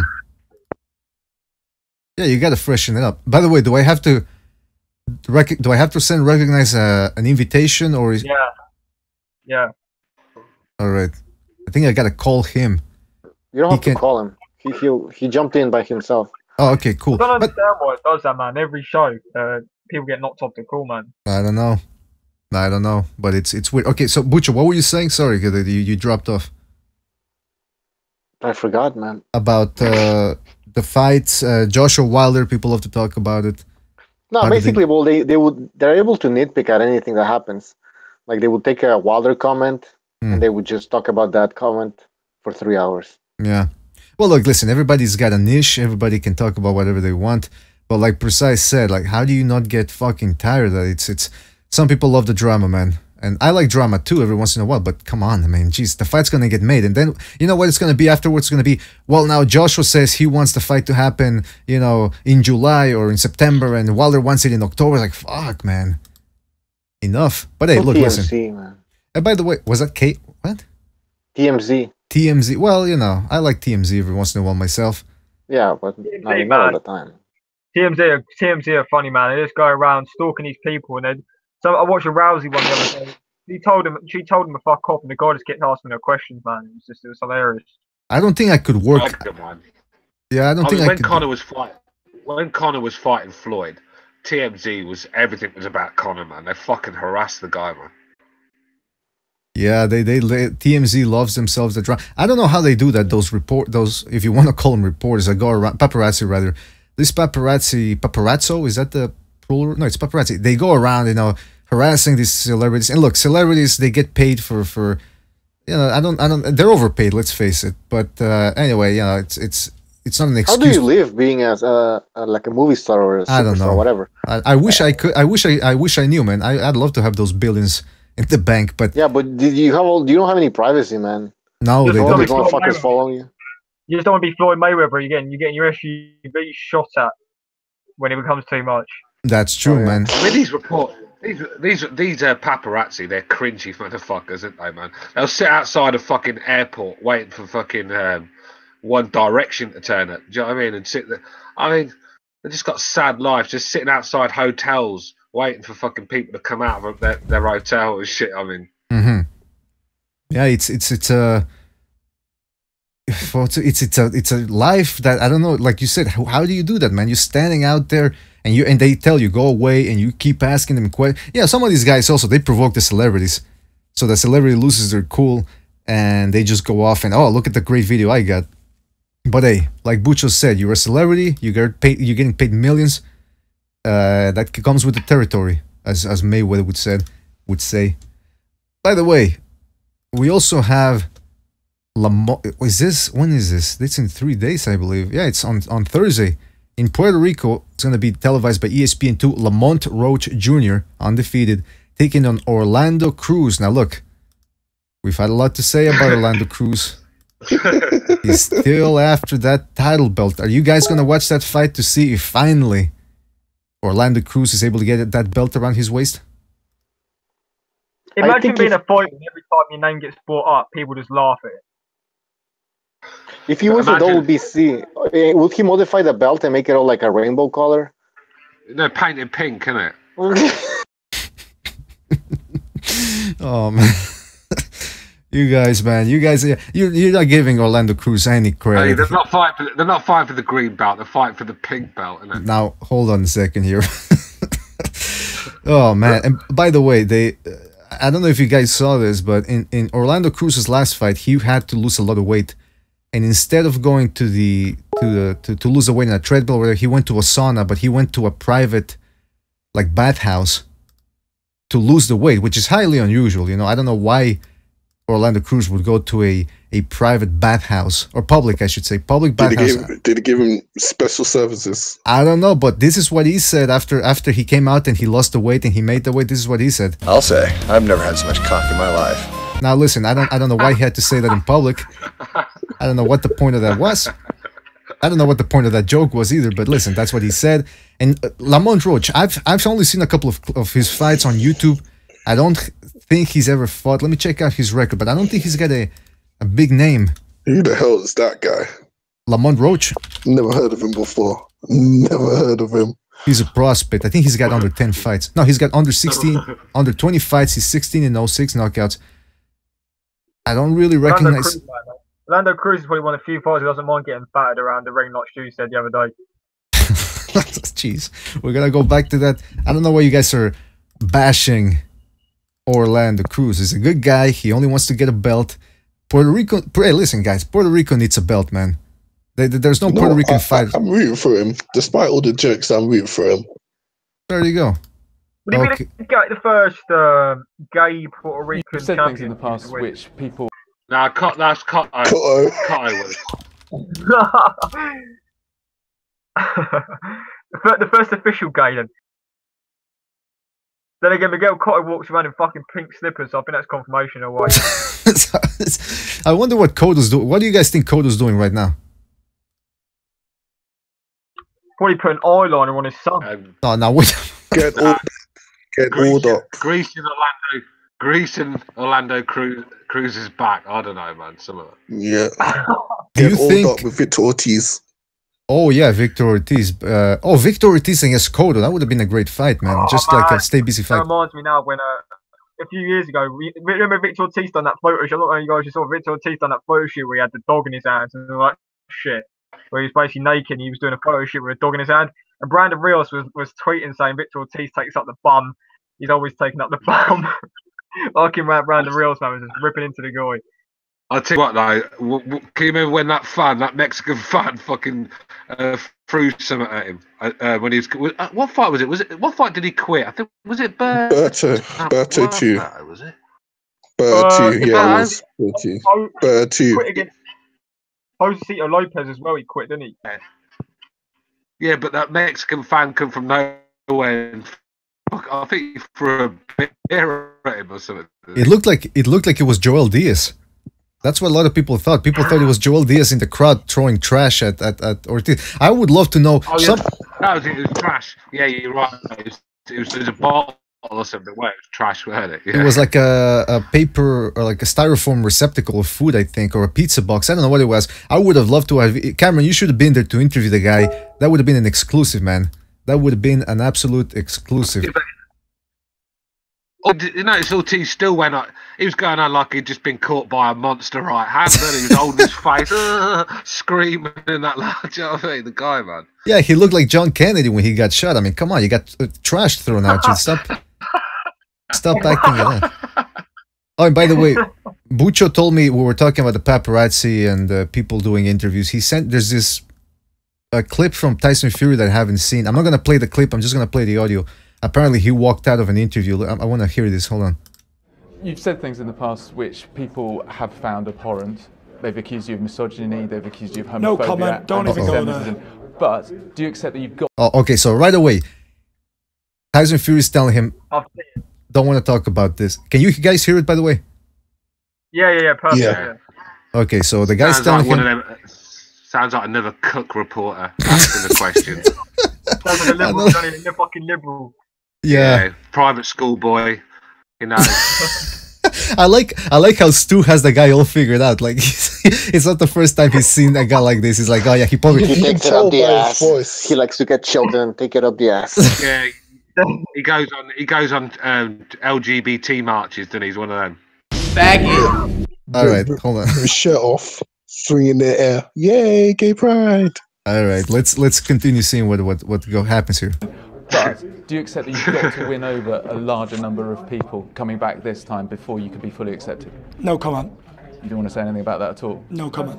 People won't like that if they hear you no commenting? No comment. Okay. I'm a boxer. I'm not interested in politics or anything else. Oh. Boxing only, thank you. UK have upheld the... No comment. You don't want to talk about the Angela... Fucking report. See, that's bad. The guy just wants to get his point, and he just wants to get a reaction of Tyson Fury. No, right. Was that? I like how he actually thinks anyone gives a flying shit what he's got to say. Exactly. Oh, if you don't respond to me, the whole world's not going to be very happy. But no, I don't give a shit, mate. You're a shit reporter. You sound like a cook, and Tyson Fury should have knocked you clean out. Well, I don't think he should have been. The double standards of the media is insane. Because I put it on Twitter actually when this interview came up. Because Tyson Fury can say all these things in the world, the media start fucking ridiculing and go, these were fucking years ago, these comments, man. And as soon as he makes a comeback, these guys will ask him questions. Why don't these fucking media or supposed media reporters go to the next fucking Anthony Joshua press comments and ask him about his fucking superior race comments? Just like they're asking Tyson Fury about them comments, but they won't do that, will they? The fucking media are double standards. They have love, like sexual love for Joshua. That's why. Okay, what? That's why. Sexual love. Man. Fucking Eddie Earn's got some of these. Hey, Joshua. Hold on, one at a time. Joshua is the face of diverse Britain. Precise. Okay, well, hold on. I want to play the final clips, only a couple of seconds, and then I want to hear Precise, because he hasn't said much about this. So I want to finish the clip, and then we'll get back to it. No comment. The question that Boxing, we asked, please. Terminated. You don't want to talk about it, Tyson? Who's next? Terminated. Okay, first of all, Tyson Fury went all Arnold Schwarzenegger on the guy, terminated. Second of all, the guy grew up in a trailer, in a caravan, I should say. You think he's gonna get all upset and bothered and panicking about this guy, asking him? First of all, this guy, Tyson Fury, 6'9", he doesn't give a fuck. Precise, what do you think about this whole issue? Now, I don't know if it's a put on or it used to be a put on, but to me, Tyson Fury seems like he's matured quite a bit and he's learned from his mistakes at the very least. And I like it. Maybe I just don't get the gypsy humor. Okay, fine. The Batman thing was funny, whatever, but I never really enjoyed Tyson Fury's humor. So for me, he was always very cringeworthy, especially singing in the ring and all the things that he said. Even though I agree with a lot of what he was saying, I think it's best for him not to get involved politically. Just like when they were asking Lomachenko about the whole Ukraine-Russia situation, and he said, "Look, I'm a boxer. I'm not a politician," right? So I think that's the right thing to do. Maybe after he retires, if he wants to become politically active, more power to him. But for the meantime, I think it's best he focuses on the sport. Mm-hmm. I think the press reaction to Tyson Fury and some of his comments after what he'd achieved, going to Germany and beating Klitschko, winning the world title, he should have been Sports Personality of the Year in the UK. But the media turned on him because he wasn't what they wanted. A white guy that speaks up for himself. That's the last thing they want. So they ridiculed him and they bullied him, and I think that's what sent him into his depression. I think that's what sent him off the rails a little bit. This guy's clearly had mental illnesses since he was a kid. When the whole country, well, not the whole country, but when you got all the press and all these do-gooders, fucking getting on his back and calling him names, I think that took its toll on him, and I think that could have been one of the reasons he broke down and we didn't see him for a while. So maybe he's thinking just avoid all political questions. Mm-hmm. Yeah, that's the thing, because I think if I'm correct, I believe what Tyson Fury said. First of all, I don't know what he said that was misogynistic, but I think he said regarding homosexuals, I think he said that they were sinners and that they were going to burn in hell. And obviously that type of stuff I disagree with. I don't think you should be saying that either in public. But then again, he should be, as no matter how reprehensible an opinion or whatever, he has a right to say it. Why are these people obsessed with asking questions about it? Because again, going back to it, drama. This guy. They want to cut him down. About. What's that? They want to cut him down because he threatens AJ. So you think there's a dynamic here going on where AJ is involved and they want to put Joshua up on a pedestal while maintaining Fury down on a lower level?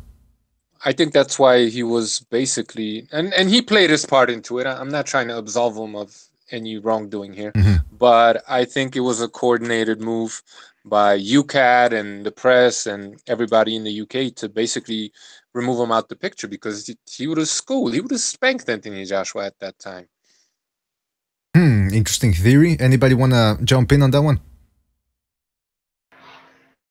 I have to agree.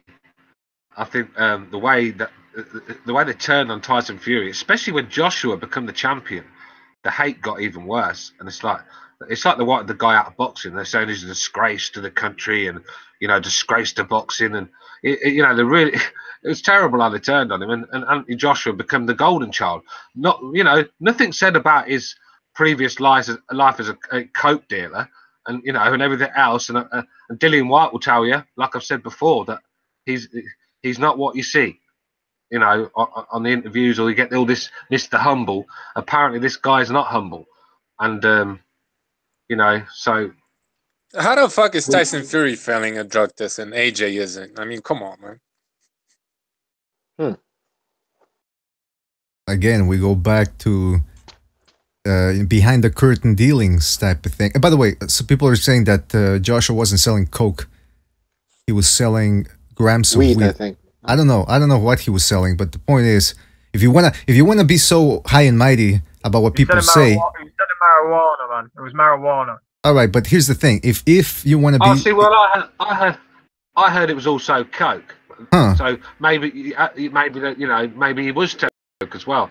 I mean, I can't see a grown ass man. I mean, can you imagine a 6'7" fucking guy, right? That's like 18 stones selling 10-pound bags of weed. I just don't,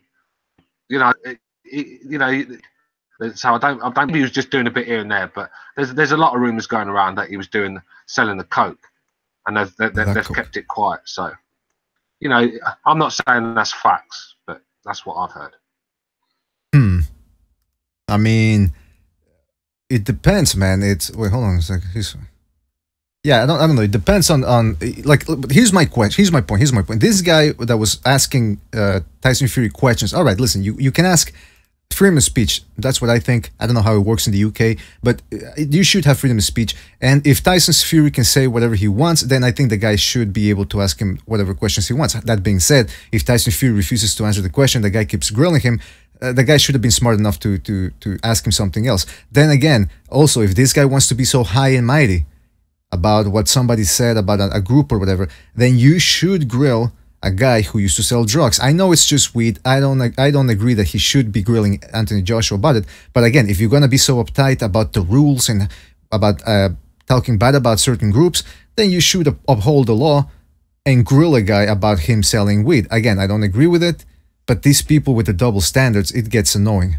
It gets really annoying. I don't think there's anything wrong with selling weed, but I also agree that women should be in the kitchen and homosexuals burning in hell. Okay, that was a joke. That was precise saying that. That wasn't BDA. My goodness gracious! No, by the way, terminate. No, but he said I don't believe in hell. There you go. I mean, women will be much. They would prefer it if they're at home. I'm just saying. Just all right. We're not gonna. you wanna go all MGTOW on us? Seriously, no. Look, if you haven't seen a woman work, just look at her face. It's all miserable, and and they're much happier with children in the home. Well, I think you're talking about in general, right? More drive to work. Well, again, we should clarify that you're saying in general. Because there are a lot of women that do enjoy working and they do enjoy a career there. Of course, but it's natural for them to be caregivers and natural for men to compete and work. So I'm saying all, but they can choose to work. No, it's all social constructs. It's all social. Get that shit out of here, man. All right, so I'll be right back, guys. Gotta head off for a little bit. You guys talk about whatever you want. Try not to talk over each other. Butcher, you try to maintain, because I mean, it's not a full. By the way, do you recognize the Matrix? He never came back, man. No. I think he's work. I think. Do we have to? No, he hasn't messaged us. I think because remember he said he was at work, so maybe something came up. And all right, so you guys, anybody, introduce whatever subject you want, or Butcher, I don't know if you want to. But I reckon I had problems getting on my channel last night, so maybe he's having them again. Well, probably. So, you guys have any subjects you want to talk about? Jesse Vargas Broner? Oh, go ahead. Have you spoke about Usyk pulling out of the Super Series final with an injury today? Yeah, what's up with that? Postponed, didn't it? We spoke about that earlier. Oh, have you spoke about that? Though? Yeah. Yeah, really? I swear to God. We spoke about it earlier. I don't remember that. At the beginning, we spoke about it. Oh, okay. Let Cameron give his take on it. I haven't really got. What's that noise, man? Birds. Someone's got fucking bird sanctuary going on, but yeah, it's disappointing, isn't it? Because they're talking about Groves potentially being out of the super middleweight one as well. So, I mean, it's a shame because this was arguably one of the best fights of the year. Arguably the best fight of the year. Usyk Gassiev. I can hear myself again, man. Everything's gone now. But, yeah, no, it's still there. But I'll just carry on. But basically, It's BDA. Yeah, it's BDA, man. Fuck it, man. Just carry on, Buccio. To me, it seems like, God damn it, I'm hearing myself now. Anyway, because of Groves' injury and the inevitable postponement of that final, to me, it looks like they're maybe trying to coordinate and have both fights, maybe not on the same card, but right around the same time. And then there are all these rumors about Russia putting in a bid to have the fight there. So, maybe Schaefer and what's his face, Sauerland are fielding offers from, maybe there's a bidding war that we just don't know about between Russia and the Middle East. Schaefer's not involved anymore, man. Sauerland's pretty much confirmed that Schaefer's not involved in the series now because he couldn't get him a deal in the US, and they basically just took him out of it. Oh, good. Can't stand that guy. Snake. He was supposedly a Swiss banker or something like that, but there was an interview where he couldn't even fucking add or subtract 70 from 100 or something like that. Hey, this guy, did you see Eddie Hearn did a devastation of him? And this guy got really upset with it. I mean, he couldn't even take a joke. Eddie Hearn was just playing around doing the Richard Schaefer. He fucking threw his toys out the pram and got all upset about it. Where did this guy come from? Like, I don't understand. Like, Eddie Hearn, he was the guy that funded Golden Boy. He was the guy that helped get Golden Boy off the ground and providing that Swiss cartel money, And now he's working with Jewish money. He's working with David A now. He's got Ringstar Promotions. Yeah. Which is a load of Yeah, he promotes that heavyweight, right? What's that kid's name? Joyce? I think that's his last name. Yeah. Joe Joyce, man. Joe. Yeah. He's from out there, right? He's from the UK, no? Yeah. He should have been Olympic gold medalist, man. He got robbed in the final against Tony Yoka. You guys are big on him?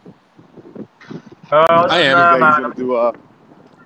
I don't think he's going to go light. I mean, he's fighting. Apparently, he's fighting Nemrod Thomas for the Commonwealth title on the Hay Belly undercard.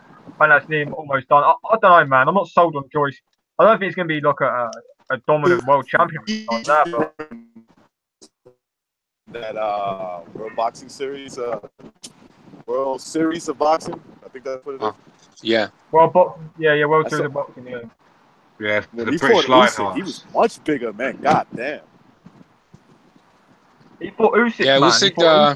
Usyk took him to school, but that's not the same Joyce anymore. I mean, he has so much to prove, so it's difficult to get excited. And I'm not saying the guy's world champion material, not yet, but the talent's there. He just has to be brought up very carefully, and he's improving by leaps and bounds, in my opinion. But we'll see. I think he has the talent, he has the size, he's got the punching power. We got to see his chin and toughness, and if it all falls into place, he could beat Joshua if he does have a chin and I mean, fuck! Look at the guy's stamina; it's ridiculous. He's 32, man, as well. So he's kind of he's not. I mean, he's getting on, but he's not really old. I mean, the heavyweight as well. He's got a lot of time. Yeah, not a lot of time. He hasn't taken. No, he doesn't have a lot of time. They gotta rush him, and I mean, yeah, they are doing that. But I think, he hasn't taken a lot of punishment, and he's got quite a bit of experience in the World Boxing Series. I think 15 fights or something like that. So all they got to do is just move him along. They got to match make him very well, but they got to step him up quickly. I mean, he's got good 6-8 years left. You know what I mean? That World Boxing Series. That's why I like the World Boxing Series, because right here, a lot of fighters could go in the World Boxing Series, and it moves them along a lot quicker. So when they do come to the pros, when they do come to the pros, they're ready a lot earlier. So we don't. So look, he's ready to fight Chisora in his fucking second or third fight, whatever. So he's ready to do that. But if he'd have just started his career normally, like most pros, you know, you're building him up 20 fucking bums on the record. No one gets behind him. So I think that World Boxing Series moves fighters along. So when they come out of that, they're ready for the pro game. And that's why we're seeing a lot of these guys like Josh Kelly fighting Molina after 5 fights, you know. Let me say like this. I would take him over Dillian White without any hesitation. And I think he and Puliev at this point is a 50-50 fight. That's how good I think he is at this point. Joyce, you think that he can beat Dillian White in 50-50 with Puliev? Yeah, I think he beats Dillian White hands down. Same with Chisora. Puliev, I don't know, that'd be 50-50. I would probably pick him to beat Puliev, to be honest with you, but you know, we still have to see what he has. Yeah, Joyce over White, easy. David Hayes really confident. David Hayes really confident with that Chisora fight. Or left, right, and centre, trying to make that confident that he can beat Chisora. Yeah, Chisora's done, man. How good is Dylan White then? I mean, fighting a washed-up Chisora basically, and I don't think he's very good at all.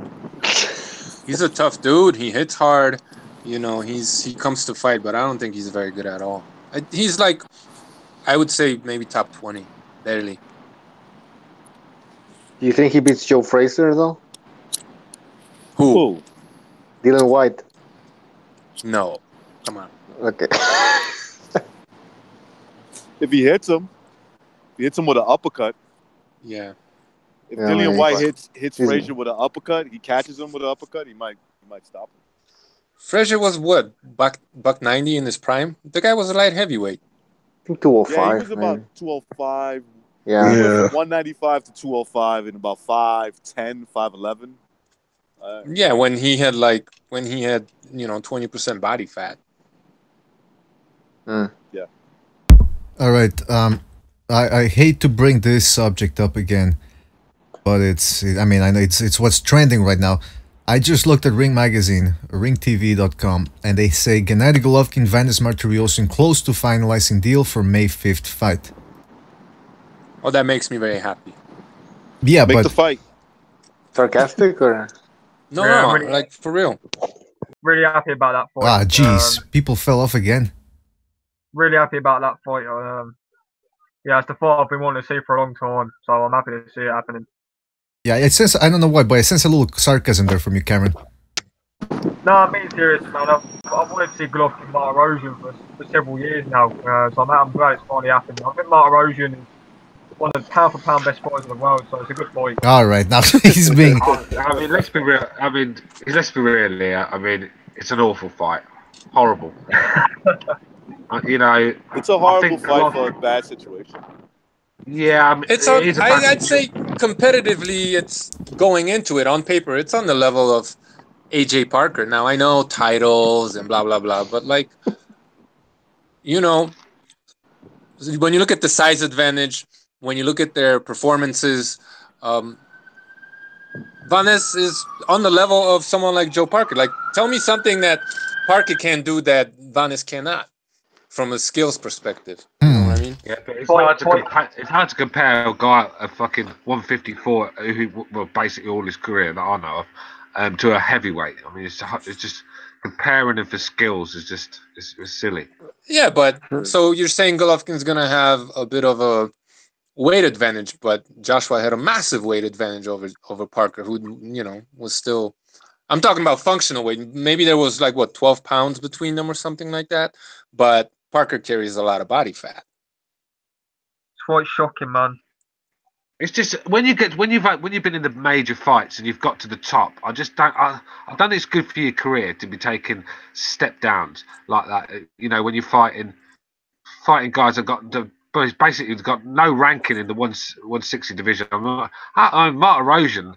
I mean, where is he in the rankings at 160? I mean, yeah, but we shit on rankings all the time. Why bring them up now?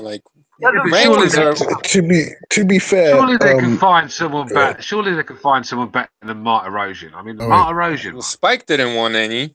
Hold on, Apology Man. Everybody else is busy. The only two people. I'm gonna shut up in a second. Apology. Excuse me. The only two people that were supposedly available were Derevianchenko and Andre, and I don't believe that. But go ahead, man. Yeah, Apology. Go ahead. I was going to say, didn't Vargas beat Lara, and everyone's saying, "Oh, Lara could beat GGG," and he was talking him. So, I mean, it's not the worst fight they can find. I think he will actually survive more than Spike, because I think Spike gets knocked out easily, or Vargas will last a lot longer. That's a good point. I mean, Martirosyan, I can never pronounce his name, Martirosyan, whatever. He had a close fight with Lara, and everybody was saying, "Oh, Lara can beat Golovkin, and he's gonna give Golovkin a tough fight." So they were completely dismissing the weight, like the fact that Lara had to move up a weight division. So what's the problem now that Martirosyan has to move up one weight division? Apparently, look it wasn't a big deal before. Look at Joshua Tuckham. The truth. I mean, how is that any better? Yeah. How is that any better? Joshua Tuckham or Deontay Wilder? What's that fat slob's name? Areola, Stavern, Deontay Wilder versus the football player. Joe Washington. Deontay Wilder had three fights where the opponent failed a drug test, tested positive, and he had to fight somebody on short notice, and it was Areola, Stavern, and Gerald Washington. So, I mean, if he can do it, what's wrong with Triple G doing it? Exactly. And Mark Erosion is better than any of those guys, by the way. Yeah, exactly. He's a top 154 pounder. Well, he was. You could fucking say is, well, he's moving up in weight, but that's pretty much it. But I think people, if they're being honest, hold Triple G to a higher standard than Wilder. Everyone knows Triple G is one of the best. That's why they're disappointed. And that's what we like a cherry pick bomb fight. And when Wilder fights bombs, no one really honestly holds him that highly. That's why they're fun. I agree with what Apology Man just said. I was going to say the same thing. They hold Golovkin to a higher standard. Now let's be honest. Look, who beat the shit out of Mark Erosion in his career? Like, who clearly beat the crap out of him that we would say, "Oh, come on, man, why you putting him in there with Golovkin? Golovkin's going to kill him." You know, I mean, yeah, Golovkin maybe might kill him, might beat him easy, right? Mark Erosion hasn't fought in I don't even know how long, but. You know, I think the size difference is way overblown. Look, dude, I've seen Golovkin in person. He's a small man. They're the same size, bro. They're basically the same height and reach. Golovkin is like 5'10" at best, and that's being nice. And I think he's just as big, if not, maybe Mark Erosion is a little bit bigger than him naturally. I'm talking about not in the ring, all right? Mark Erosion fights at 154. That means he's cutting more weight to make the weight class. He's not really going up in weight. He's just cutting less weight, if anything. That's all he's doing. He's cutting less weight. He's been off for a while. 160 is probably a better weight class at this point of his career for him to fight in. If he was active, if he was an active fighter. Look, of course, I don't want to see Golovkin versus Mark Erosion, but considering the situation and what Apology Man said, and I think Precise said the same thing, Wilder was in this situation several times, right? And he had to fight, and look at the opponents that he chose to fight, and nobody made a big deal about it. But Areola had got crushed by Bermain Stavern, a guy that at the time Wilder outboxed easily. Twice. You know what I'm saying? Wilder showed some boxing skills in that fucking fight against Stavern, the first fight, right? When he just 120 them just about, so when was the last time when we had a fight between two top 10 guys in any division, because that's what we're asking for, that was made on 3 weeks notice? Like, when was the last time that happened? Pacquiao Ledwaba? Like, when this shit just doesn't happen in boxing. Exactly, you said it. Yep, Pacquiao Ledwaba is the one that I'm aware of. Wasn't Takam ranked top 10 when he fought Joshua? He might have been, but was Takam top 10? Okay. Yeah, but come on, that's the weak ass division. By the way, I want to mention something here because I'm looking at the comments in the Ring Magazine article, and there's some people saying, well, if Triple G is really serious about taking on a bigger name, he should postpone the date, push back the date and fight in June. But here's what people, I don't think they're understanding is, when you're training to fight for a specific date, they have to calculate everything. They have to calculate when the fighter is going to peak, when he's going to be cutting weight. They have to calculate all these things. So for people to tell Golovkin, hey, listen, just push the fight, keep training, keep rearranging your schedule in order to fight somebody else. The guy is dead set on fighting on that date. He doesn't want to postpone the fight and keep training, having another training, fighting in Los Angeles as opposed to Las Vegas. So you can't just tell the guy, oh yeah, just keep training, keep having another training camp. The thing is, OB, well, why don't these promoters do what Eddie Hearn did? Just pay Takan 20, 30 grand to stay in training, keep fit. Just why don't these promoters have? They did do that, Stu. Not to interrupt you, but like Spike O'Sullivan was that guy. Remember before the fight, Canelo was talking about fighting Spike O'Sullivan for some odd reason, and it turned out after Canelo pulled out of the fight that Spike O'Sullivan was that guy. He was the Takam in this equation. Every big promoter, when they have a big fight, have a guy waiting in the wings. Duapa was that guy for Povetkin. They have a plan B. They always do. But Spike said there wasn't enough money. So what are they supposed to do, bro? And to BDA's point, I've said it before, I'm gonna say it again. You don't want, if you're a Golovkin fan, you don't want the man getting blue balls, man. He has to all that he's peaking right now, he has to fucking come, not to be too graphic, but I don't have a better way of explaining this. Yeah, what show do you think you're on, man? He has to nut right now. He has to. Otherwise, he's going to be all backed up, man. I'm just family saying. Show. Yeah, precise. What show do you think you're on saying those type of things? That is disgusting. Fuck your kids and your wife. Oh, man. No, but Precise is right. Precise is right. You can't. I mean, look, listen. I think we'd all rather see Triple G fight a better opponent, right? We all want to see him take on a Charlo, an Andrade, maybe even Daniel Jacobs, whatever. But it's not gonna happen. Canelo threw a wrench in the works. This is the best we've got. Martiriosian hasn't fought in 2 years, but you never know. Maybe he's continued training. Maybe he's sharp. I don't know. The guy's a good amateur. He was a good amateur. Like I think it was Stu who said it, or Precise. Like who has really comprehensively beaten?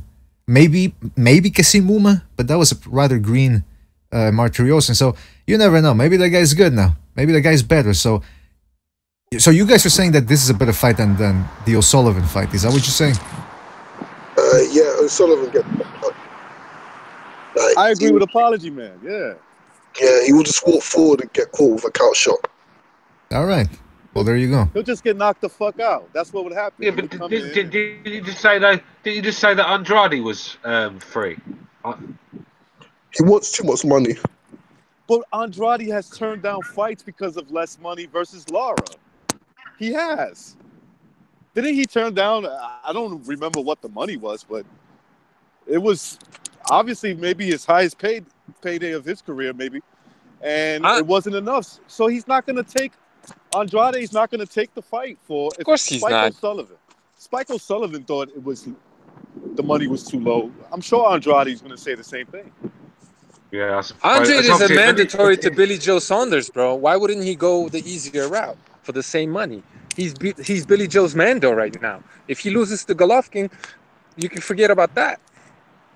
Yeah, he's probably looking at it from that standpoint, saying, "Look, if I'm gonna fight Golovkin, right, and fuck up a mandatory payday for a guy that it's not, I wouldn't say easier, it's just less bruising, right? It's just a less bruising fight than a Golovkin fight. I want a lot of money. I want some big money on the table. And maybe Golovkin and his team and everybody that is involved with the short notice, maybe it's just hard to give them that kind of money that they're asking for. I don't know. I'm not in the, obviously we're just guessing. Yeah, but it's a good listen. Like you said, anybody here is on the know of what's going on. And by the way, just hypothetically, let's say Chris Eubank would have trained, he would have been training this whole past month, ready to be called in as a replacement. If he would have fought Triple G at a catch weight, let's say 163 or something, would you guys have been willing to see that fight? Yeah. No, it will end quick. I prefer that fight. I would have wanted to see it. Yeah. Yeah, I prefer that fight. I mean, Really? I want to see it because I want to see Chris Eubank get knocked the fuck out. But, Oh, wait a minute. But Now I'm that just is- saying, like, it would be he would come and try to hurt Golovkin as well. He would try to hurt him. I disagree. I think he will run, in my opinion. Martin Rojan beats Eubank, okay? Now, that's all I'm going to say.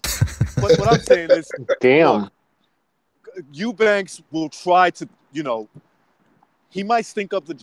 I think it would have been a good fight. Okay, it would have been interesting because maybe Eubanks starts fucking running. Who knows? I have no idea what would have happened. But yeah, I would have liked to see it because there's some animosity there, right? There's like a little bit of that. He's the guy.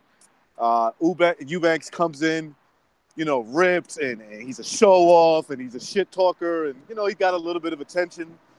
So yeah, I wouldn't mind seeing it, but it's not going to happen. I don't think Eubanks would have stepped in. I don't think he would have said, "Yeah, I'm stepping in," unless the money is good. I mean, that's what it comes down to. It comes down to money. Mm-hmm. Absolutely. It comes down to money for these guys, man. And we can't pretend that that's not, that's not a major part of the decision making for these guys. Because if Eubanks loses, right? Let's say he doesn't fight, or let's say obviously he lost to Groves. If he loses again to a Golovkin, it's going to have to be worth the money. Mm-hmm. All right, so let me ask. Go ahead. Well, I just wanted to finish what you were saying. No, I would say I would do the same thing too. If I was him in that situation where, maybe this is the last chance for me to make some good money, I would be like, look, I'm going to fight Golovkin. Okay, how much money are you willing to give me? Yeah, but apparently that's the problem. They're not willing to shell out that much money. And that's why I wanted to ask Cameron. Cameron, essentially, people in the chat room are saying, Derevchenko. What's going on? What's the situation? Is Lou DiBella and the PBC, are they willing to shell out big money for him to fight Triple G? Or essentially, do they want it all to come from HBO and Triple G's way? They're not willing to pay the money for May 5th. Obviously, it's mandatory for... Can you guys hear me, yeah? Mm-hmm. Yeah, we can hear you. Well, I can hear you. Yeah, I mean, obviously... Yeah, Derevchenko wasn't obviously, he's mandatory. Obviously they want to fight on the full camp. You know what I mean? I mean, we're talking about a guy in Derevchenko who's undefeated. One of the top middleweights in terms of potential. So why would they take the fight on a month's notice when they can get a full camp? The fight will get ordered, it'll go to purse bids and everything like that, and they'll work out a proper deal rather than taking short notice money like they were going to do it. I mean, obviously they weren't going to pay out money for Derevchenko on short notice. Especially not Lou DiBella. Then these are talking about a guy. He's one of their top guys in terms of potential. So of course they're going to wait until the fight gets ordered. I mean that fight will probably be next anyway. So after May 5th one, in terms of it, IBF would order that fight straight away. I mean I've already said that. So no, I'm not surprised they're waiting for that. All right. Well, there you go. You're not willing to shell up. They want this fight, they say, but they're not willing to invest themselves financially. It would appear to me that then it's just all talk from that front. And by the way, some people are also saying, what about Demetrius Andrade? Demetrius Andrade hasn't fought since October. This is a guy who's 30 now. He relies a lot on his physical gifts, hand speed, reflexes. I hear you, man. Was that? Okay, I was recognized. Okay, fine. Oh, yeah. Well, I was saying, Demetrius Andrade is a guy that's, and again, he says he wants to fight. He's 30 years old. He hasn't fought since October 21st, right, 2017. This guy relies a lot on his physical gifts. He can't be squandering his career right now. I don't know who's he got on his target list. I mean, is he willing to fight anybody right now? Does HBO have anybody lined up for him? Not that I know of. Well, there you go. So if this guy's all shit, yeah, go ahead. He's over. This guy, Andrade, whatever the fuck. I know that last name is Andrade to me. I'm sorry. I know everybody calls him Andrade. It's Andrade. I know a lot of people with that last name, and it's pronounced Andrade. That's right. So anyway, the thing about this kid, right? How good is he really? Honestly, how good is this guy? He's turned down fights in the past.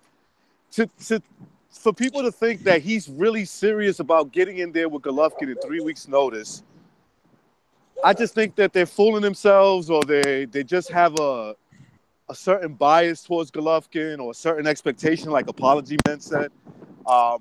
This guy's not serious, man. You know what's gonna take? Give me 2.5 million. I bet you. Yeah. And that's what will get Andrade. And ask yourself, is Andrade really worth fucking $2.5 million? I mean, nobody knows this guy. And he was supposed to be fighting Derevianchenko, actually. That fight was ordered by the IBF, I want to say, and they weren't able to come to a deal, whatever the fuck that means. But them two were supposed to be fighting one another. That means Andrade wasn't satisfied, and I'm willing to bet that's exactly what it was. Yeah. Listen, the money wasn't worth it for him to fight Lara. If I remember correctly, he turned down that fight. Okay, he's not legit. He hasn't proven anything for me to say, yeah, you know, he's serious about taking this Golovkin fight in 3 weeks' notice, and it's Golovkin that doesn't want the fight. You know, dude, the German Ecuadorian welterweight pushed this shit in. Let's keep it real, man. Yeah, he did. He did. Listen, Andrade is American. He's undefeated. So all of a sudden, like, they feel this entitlement where, like, there's some sort of superstar or they deserve $1 million paydays just because of their record and because they're American. And there was some hype. That's pretty much it. Because he has zero fan base. I don't know what his long-term plan is. He doesn't even, like Precise said, he doesn't want to even fight for the titles or eliminators. So what the fuck what does he want? He wants a big payday. That's it. He just wants a big payday. He had, like you said, he has zero fan base. This American, Brazilian, last naming having motherfucker hasn't proven nothing. Man. The guy hasn't proved shit. Demetrius Ronaldo. Listen, Bucho, that's a good point that you brought up, Bucho, about and recognize too about he wants too much money. We haven't talked about this in a long time about entitlement. Look, what does Andrade want? Like I said, he's 30 years old. He hasn't fought since October 2017. I don't know what HBO has lined up for him. So if he would listen, he would look at this as an investment, because let's say he takes on the fight short notice. Let's say he loses. Let's say he gets knocked out. All right, fine. But at least the people will respect you. I would respect you. Look at Amir Khan. People respect him because he went up and fought Canelo when he didn't have to. And yes, he got compensated for it. But listen, you do what you got to do in this life. You take what's the best offer possible. And Andrade, it almost seems like he wants to get a big payday because he's afraid that if he loses, his career is over. You got to take a payday. You got to take a chance. Make a name for yourself. Look at Azuma Nelson. He took on Salvador Sanchez, pound for pound, one of the best in the world at the time, maybe even considered number one. And he took it on late notice, pushed Salvador Sanchez to the brink, and he showed people what he was made of. He had balls and he had skills. So I know it's easy to say from my end, sitting here enjoying my green tea, but you got to step it up, man. Forget about the money's going to come. Instead of fighting the champions, or because there's multiple champions, right? Right. But instead of finding what they do is they sit around, they wait and see how the division plays out, and then they try to go for the least. Yeah, and so now probably Andrade is waiting for Canelo, or he was waiting. He was waiting for Canelo to beat Golovkin, and then he was gonna start calling him out. I'm pretty sure that was his fucking plan all along. That's why he wasn't gonna fight Derevianchenko for what? You know what I mean? Andrade's a KO waiting to happen, bro. He's a KO waiting to happen. Very vulnerable guy. The fight when he fought the Turk. I forgot the Turk's name. I'm a bit tired. I forgot his name, but he was in deep waters with this guy. This guy was an average fighter, not even a big puncher. If you look at his record as well, it proved that. And he had Andrade all over the fucking place. It could have stopped him in the 12th round.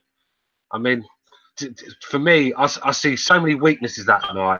It's just a matter of time before Andrade gets stopped. I don't see any. I don't see him beating any of the top guys. To be honest with you. Are you talking about Kolke, the guy who gave a? Are you talking about Kolke giving Andrade a tough fight? Andrade, I should say. Kolke. Yeah, of course it was. Yeah. And by the way, I think Suleki beat him. I mean, I still think he gave Suleki a tough fight, but Suleki had an easier time than Andrade did, and I think it has to do because of the fact, again, Andrade, he knows what he's doing in there. And like I said, he had hand speed, reflexes, but because he depends on that so much, he can get hit. And he fought a guy, Kolke came in there, not as big a puncher, but he was quick, he was determined, he was setting up his shots, and he gave Andrade hell. So guess what Triple G does like Kolke. He sets up his shots. He's precise. Okay, he's not as fast as let's say Kolke. I don't think he's as fast as Kolke, but he's got a whole lot of other weapons in the arsenal. So I think maybe Andrade is looking at that and he's saying, you know what? If I am gonna lose, I want to get paid. All right, fine, that's your decision. But then he's gonna come out and say, oh, you know, Triple G was avoiding me. I mean, this is a mess. This is a mess. And just getting back to it, Marty Rosen is really the best option right now. That's the best they got. Sullivan didn't want it. The Charles didn't step up. The Vyachenko doesn't want to put up. His team doesn't want to put up any money for it. So who knows? It's a tough situation, man. Remember, the guy was scheduled to make a nice payday. We're talking about Golovkin, right? So he's going into this whole camp, and he's expecting a certain preparation for the fight and a certain paycheck for the fight. And then this happens, right? And he's put in a situation where how much money – here's another question. How much money does he have to give up from his pocket to pay these fighters as a replacement? How much money does he have to give up, to get them in the ring? And maybe his team is like, oh, hell no. No. We didn't work this hard so you can give them money, and we got to get paid too. Everybody's got to get paid involved, man. Absolutely. Everybody wants to get paid, but it's that quick get rich quick scheme, you know. Hey, yeah, Triple G wants an opponent. All right, pay me. Yeah, it's like in Goodfellas. Oh, you don't have an opponent? Pay me. Oh, you can't pay the rent? You got to live with the rent? Pay me. Yeah, fuck. Listen, guys, take a fucking risk. Again, I know it's easy for me to say, but you got to do something. Fighters out there, they need to take a sacrifice every once in a while. Get your name out there. Look, does anybody outside of boxing fans know who the fuck Demetrius Andrade is? Andrade, I should say. No. And no. Look, none of these guys were calling out Triple G's name when he was available. It's now that they know the fight can't happen, they're just promoting themselves. That's all that this is, man.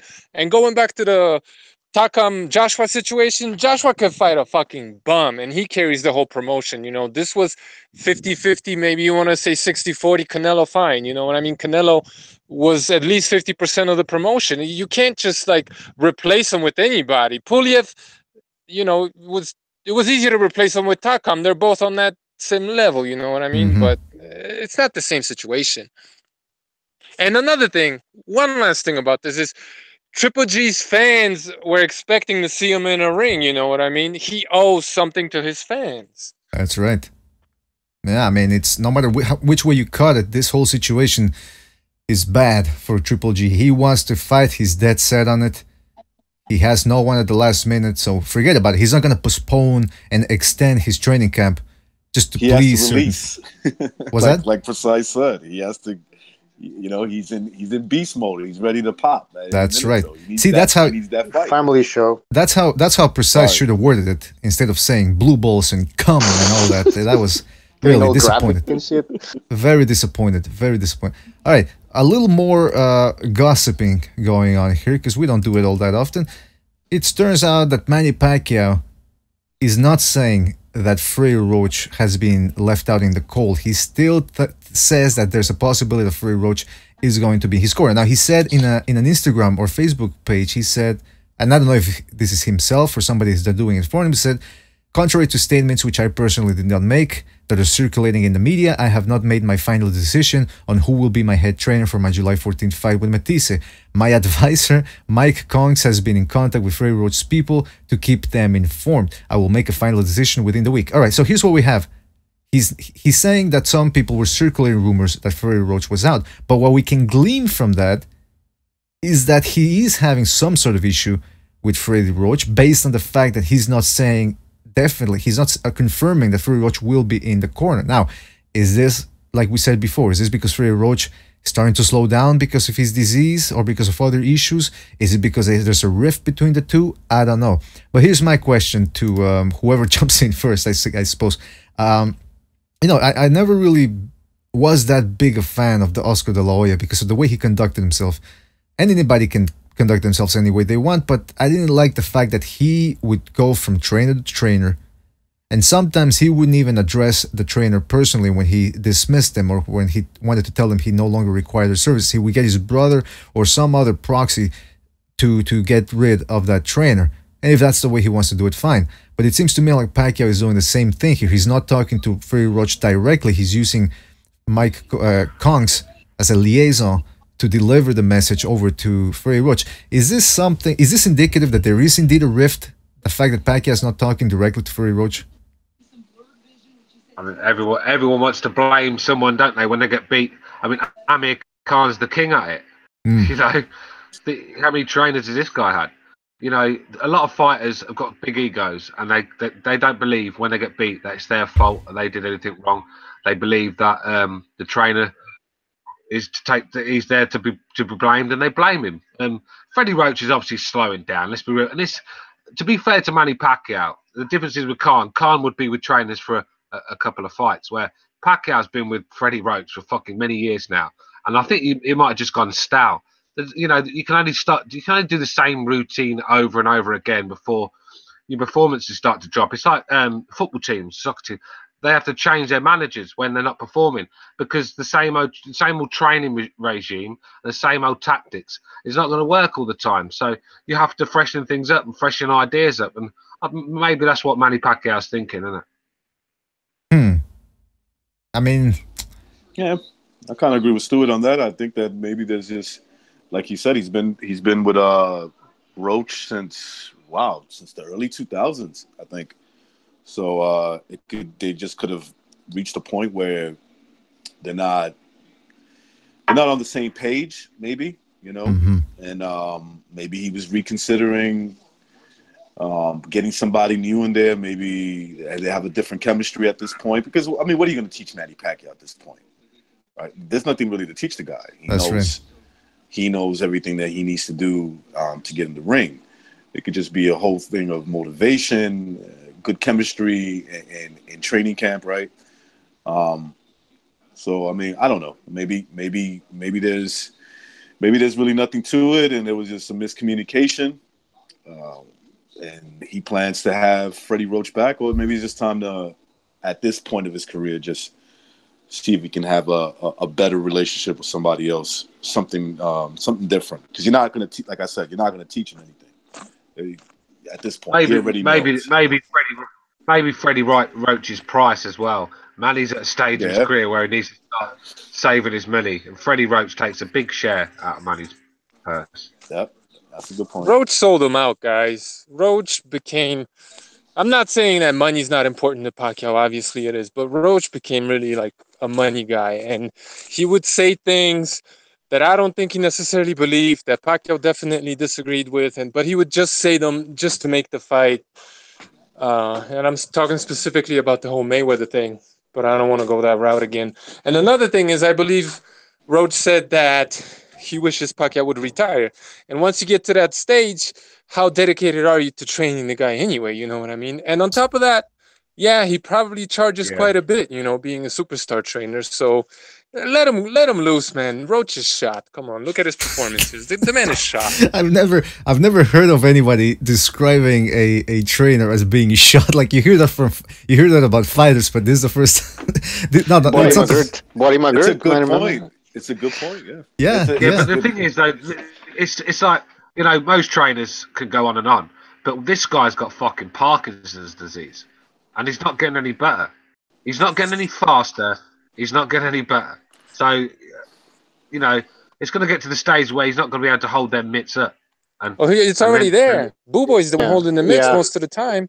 And, you know, Pacquiao's in there in the ring with Roach, and they're communicating. And maybe Pacquiao noticed that Roach isn't really giving him the type of advice he used to, because, he's handicapped. You know what I mean? Like, the man has Parkinson's. I mean, come on. How sharp can he be, honestly? You know what I mean? So Pacquiao probably won't come out and say it because, you know, it's not politically correct, blah, blah, blah. But that probably plays a huge part into it, you know? Mm-hmm.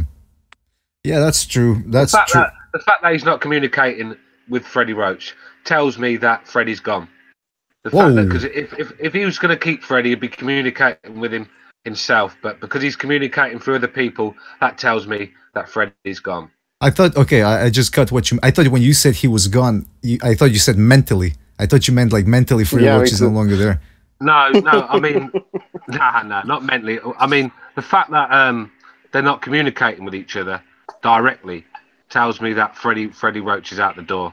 They're getting rid of him. Right, But that's right. been happening for a while. Pacquiao hasn't really been very close, if you've paid attention. Hasn't been very close with Roach for quite some time now. The same with Bob Arum. Pacquiao's just... And besides, he's a politician, you know, he's fucking busy killing all these drug dealers, you know what I mean? And then he's got shit to do. And what the fuck do we know? You know what I mean? Maybe he's sending Roach emails and Roach just being fucking having Parkinson's just doesn't remember that he's getting them. You know what I mean? Now, wait a minute. Maybe he doesn't trust Roach anymore.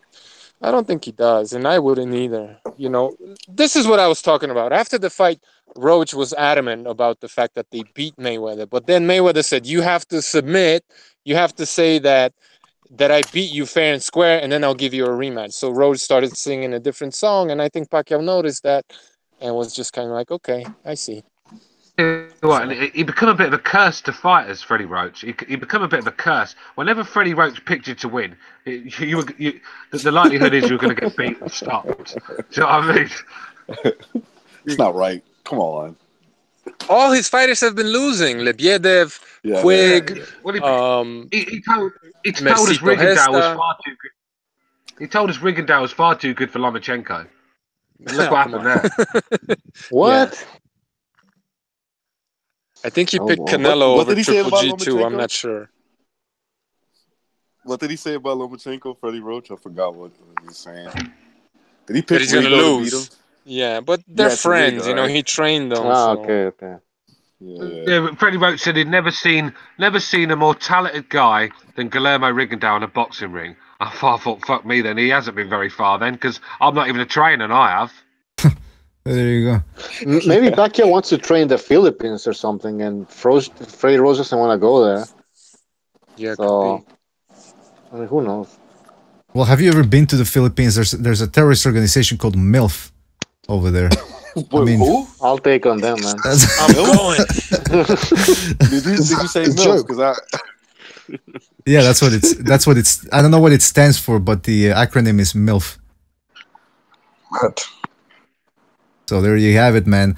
So yeah, Freddie Roach, who knows? And he had a good run, Freddie Roach, but some people even contend that he got a little too Hollywood once Pacquiao started taking off. I mean, you guys remember that 24/7 where Freddie Roach was getting his haircut in like a fancy LA salon, and then Mickey Rourke was there with like a chihuahua or something in his arms. It was a bizarre scene for a boxing. Yeah, it's true. His gym has become just like a fucking circus there. You have all these movie stars and people just, how do you say when you're just standing around doing nothing? A bunch of what do they call them? Handlers? No, loiterers? No, loitering? No. No, not loitering. Well, you could say loitering. Yeah, that could be a good word. Hangers on. Hangers on. Yeah, Thank exactly. you. I don't know. I don't know if it's a good place to train, anyways. I mean, although I know they closed the gym when Pacquiao's there and stuff, but I don't know. Well, didn't they build a second private part for Pacquiao and for Cotto in the basement? I believe. Probably. Didn't James Toney say he was going to kill? Ah, shit! Come on. All right, Cameron, are you doing this, man? It's either Cameron or Stu that are doing this. All right, so Apology's back, Butcher's back. We just need precise and recognize. Guys, I don't know what's going on. I'm sorry about this. The people keep getting kicked out. I don't know why. I'm gonna start looking into it because I haven't even hangouts. I haven't even. God damn, man. All right, recognize is back. Yeah, I don't know what's going on. I haven't even checked on Google, but I'm gonna check right after this is done because Google. I think it's me. No, everybody else dropped out. It wasn't just you. It was Bucho. Google Hangouts itself. Yeah, I think it's Google Hangouts. No, I was gonna say, didn't James Toney threaten to kill Ariza for kicking Teddy Atlas in the chest? No shit. I could have sworn he did. Yeah. Let me look that up because that would have been a good confrontation. James Toney at some point wanted to fight Freddie Roach when he got kicked out of the gym or something, and then he's like, "Yeah, I'm gonna kick your ass." And then Freddie Roach went like, "Yeah, you probably will, but you know it's gonna be a fight." Wait a minute. Wait, are you sure it was James Toney or was Michael Moore? Oh, no, wait, it was Toney. I think it was James Toney. I don't know if it was I thought James Toney said he was gonna kill Ariza. That would have been funny. Because he kicked him in the chest and that. Yeah, yes. I'm looking at the. Wasn't Ellie Sack back there? He's like, he called me a Jew, or was it? No, he called me a. What was he saying? Yeah, Jew. Yeah, he said a Jew. Well, actually, we never actually heard him say Jew. We did hear him call. I didn't hear anything. Somebody said fucking Mexican, which isn't racist, really. You're just saying fucking Mexican. But I never heard him call Segback fucking Jew. I don't know if that was Segback trying to play the sympathy card. I would have been like, listen, you fucking Jew, get out of my face.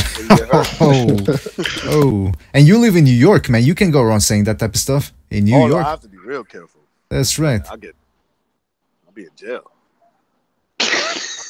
By the way, if I even Ellie's insult him, I'll setback. be in jail. Ellie's setback just seems to annoy every fighter he hangs around with. I mean, I think even the Garcias have had enough of the guy. I mean, I watched him follow Gervonta Davis around. I can't remember. I can't remember where the fight was. It might have been in Manchester or somewhere up north, anyway. And he was fighting. He was fighting in Britain, and Ellie Setback was following him around. And these guys just couldn't wait to get rid of Selly. You could see they were getting pissed off with him. He was asking pathetic questions. The div. So I don't think anyone likes Ellie Setback around them, to be honest with you. Elliot Setback reporting. Well, now reporting. Shut up. I will say. I wish somebody would have looked back and be like, "Shut up." I mean, I like that his channel back in the days when he was always with the Garcias and they had Margarito there and Rios. So it was a funny show, not because of Ellie Segba, but the fact that he was, at the Garcia gym. But now, I remember that. Yeah. I unsubscribed, man. I can't get. He's just spamming my fucking YouTube with all these videos that are fucking worthless. To be fair, he's in I think it's the Goosen gym. There's some woman there, isn't there? Young around. She's got massive tits, and he does a few videos of her. And I'm gonna stop back. Yeah, unsubscribe. And he said that he zooms in on her tits, man. I think that's the only time I can do this channel. Fucking thirsty cock. Who's slapping?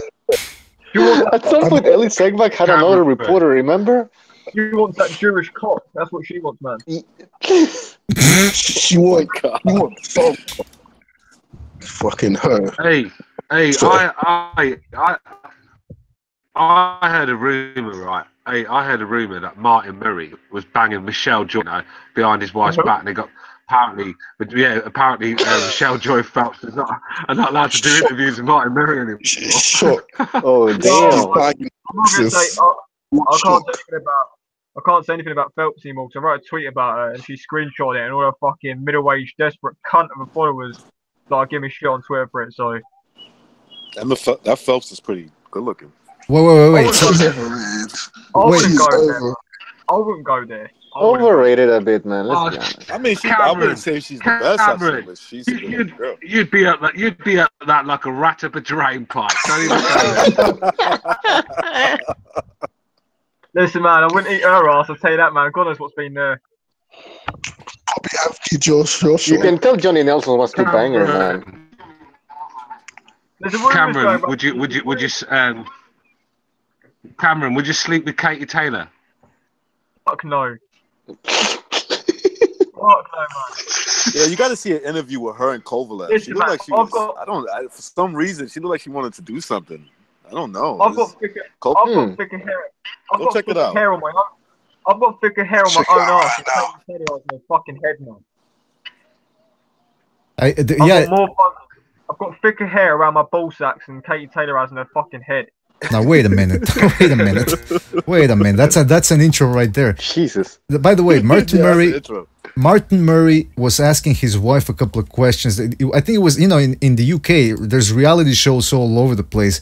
And I don't know how they got, I think, Stu, you're right. It's been all over the UK newspapers and media, and they have the audio of their conversation. Martin Murray grilling. Oh, no, wait a minute. Who was it? Martin Murray fucked Michelle Joy Phelps? He did? Yeah. Good for him. That's what Stu said, right? Allegedly? Yeah, that's right. Yeah. Allegedly. That was the rumors going around. Yeah, why not? Because his wife, Martin Murray's wife found out and apparently attacked her at one of the events. Oh, that's not good. You'll struggle to find a Michelle Joy Phelps interview with Martin Murray. Oh, yeah. But I'm not shocked she banged one of the boxers. I don't know. Yeah, man. Some people say that she sleeps about with the fighters.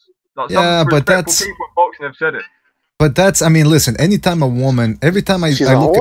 No, hold on. Every time I look at an interview, a woman interviewing a boxer. Hold on. Please. Hold on. We're all talking over this. I just gotta say this. Just every time I see a woman interviewing a boxer, all the comments are about how the woman wants to fuck the boxer, the woman wants to fuck. So I understand for women, I do have sympathy for female reporters in boxing because every time they interview, there's that dynamic that people always have to bring up. So I just wanted to put that in there. Can I just clarify something, because I need to get this out in the air, because Boxing Style in a fucking chat, man. Just to confirm to Boxing Style, no, I would not eat Kathy Duva's ass. So let's forget about that. Oh man. He's saying Cameron would love some Katie Duva's ass. Oh, Kathy Duva's is gross, man. How old is she? No, wait. Hold on. You wouldn't. Well, what the fuck? That was precisely thirsty, man. Yeah, My dog was next to me. He's not getting that Kathy Duva juice. There you go. You wouldn't let her suck you off? No one? Was that? What? You wouldn't let her suck you off? No, okay, well, I wouldn't let Katie Taylor eat me either. Who the fuck said that, man? I don't know. I can't pronounce the name, but no, I wouldn't let Katie Taylor eat me either. Hey, would you suck? Hey, Cameron, would you suck Cyborg Sanchez's bum?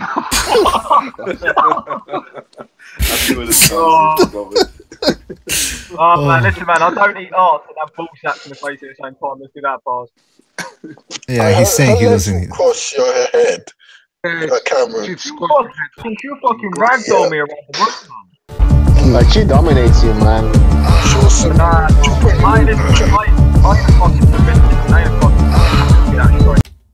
Sorry, but hey, when she's riding Cameron, she's doing the ground and pound on him at the same time.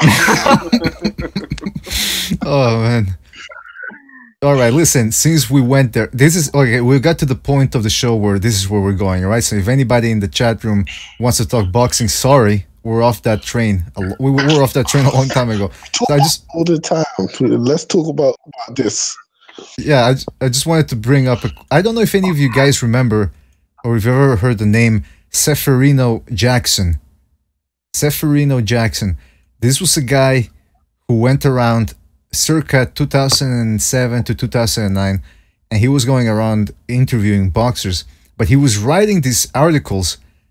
Nobody knew there was satire, and I don't know if he meant it as satire, but he was always the stuff this guy wrote was gold. Okay, so I'll give you a little taste. He's talking about De La Hoya's training camp for Floyd Mayweather in 2007, right? So he says, I follow, and it's the intro and everything, it starts professionally, so you think it's a real article. And he says, I followed De La Hoya and Roach for 3 days, and it went generally like this. 5 a.m., Oscar drinks a liter of water and runs 5 miles every morning. Freddie Roach does not allow De La Hoya to stop running, even to urinate the water that he has consumed earlier. Okay, now first of all, I don't know a boxer really, if they do that, they're during their runs, they start pissing. So this guy already, the article seems a little shoddy. And then he says, according to Freddie Roach, this helps for endurance.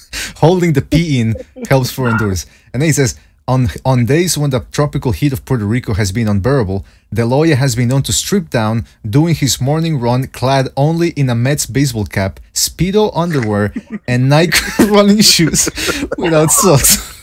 The scene is unreal, as hordes of Puerto Rican females wait on different corners of Oscar's route just to catch a glimpse of him, even at 5 in the morning. And then he says 7 to 8 a.m. calisthenics, and then he chases chickens for half an hour. All right, that's his take. And then he's. Do you reckon those Puerto Rican girls would be on the corner of the streets if he done his running in those fucking fishnets?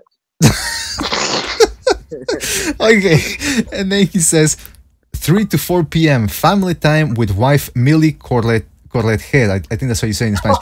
According to, I'll tell you, I was watching a music channel the other night, and Queen came on it. Freddie Mercury, I want to break free. Have you ever seen the video to that when he's in a fucking 90 and his lipstick on, dancing around the living room? It reminded me of De La Hoya. I don't know why. Just seeing. I can see him do something like that.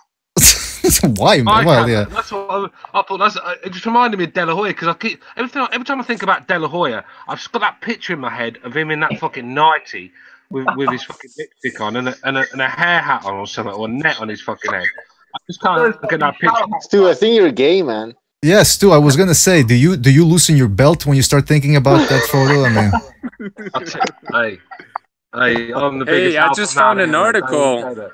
Somebody was writing about Seferino Jackson. BDA, that sounds like you, bro.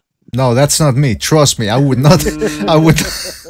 Welcome. I'm gonna read one sentence from the article about Seferino Jackson. Go ahead. Welcome to the wild world of Seferino Jackson, boxing scribe, provocateur, satirist, and a possible sexual deviant. All right. Sounds like BDA, man. No, doesn't it?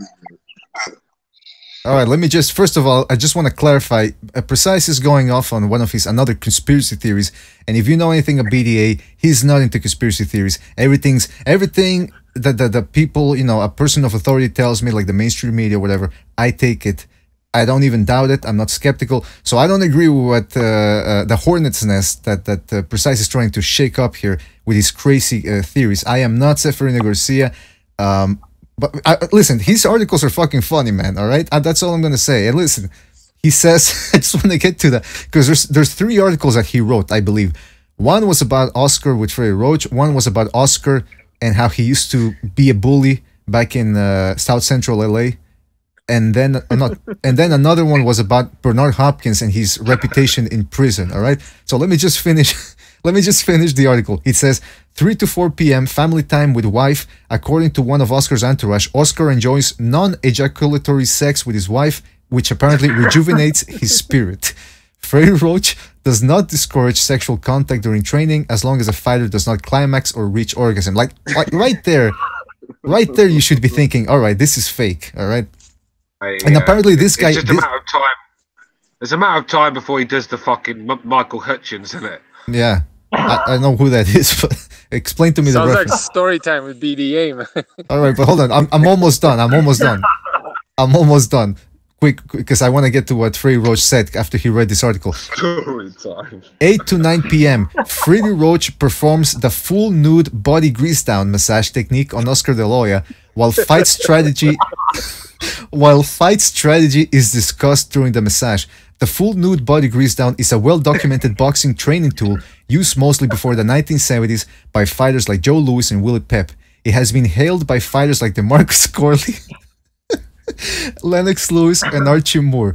It is making a resurgence amongst today's trainers, and currently trainer Joe Goosing is considered the most adept at it. So this guy obviously he's taking digs at guys that he considers to be either homosexuals or metrosexuals. Anyway, after... there's more that goes on, but I don't want to keep it, drag it on. Needless to say, Freddie Roach was asked. He was really asked about the article because people thought it was true, and he said, "I've never." He said, "I don't fucking perform nude massages." Oh my! He was really perplexed. He was seriously perplexed that people really thought about it. Anyway, check out Seferino Garcia's articles. The one about Bernard Hopkins is, I think it's the funniest one, and he calls Bernard Hopkins Soapy. Apparently that was his nickname in jail. I'm not gonna say anymore. Check those articles out, and of course we have to say that they're Soapy. Say Soapy. So yeah, man. Allegedly, that's satirical. Man, how the fuck, man? Did I say how can you have sex, man, without orgasming? What's the point in that? Well, isn't that called tantric sex? I believe that's called tantric sex, man, right? You're supposed to breed the slag. You know what I'm saying? Cream pie the whore. Like, fuck, you got orgasm. You know what I mean? Yeah, exactly. Now, and first of all, they disprove that theory about that if you have sex, it takes away the legs in boxing. Clifford Etienne had sex before. Oh, no. Yeah, was it Clifford Etienne? McGregor does that as well, and he's successful, so... That's probably explains why he fucking just runs out of steam after 2 rounds. Well, he still wins fights, so... If you're doing it like maybe the day before a fight or something, I could maybe see that, but I doubt it. I don't think. Well, what about that Hearns massage that he got before the Hagler fight? Yeah, in his legs when was it bullshit or like?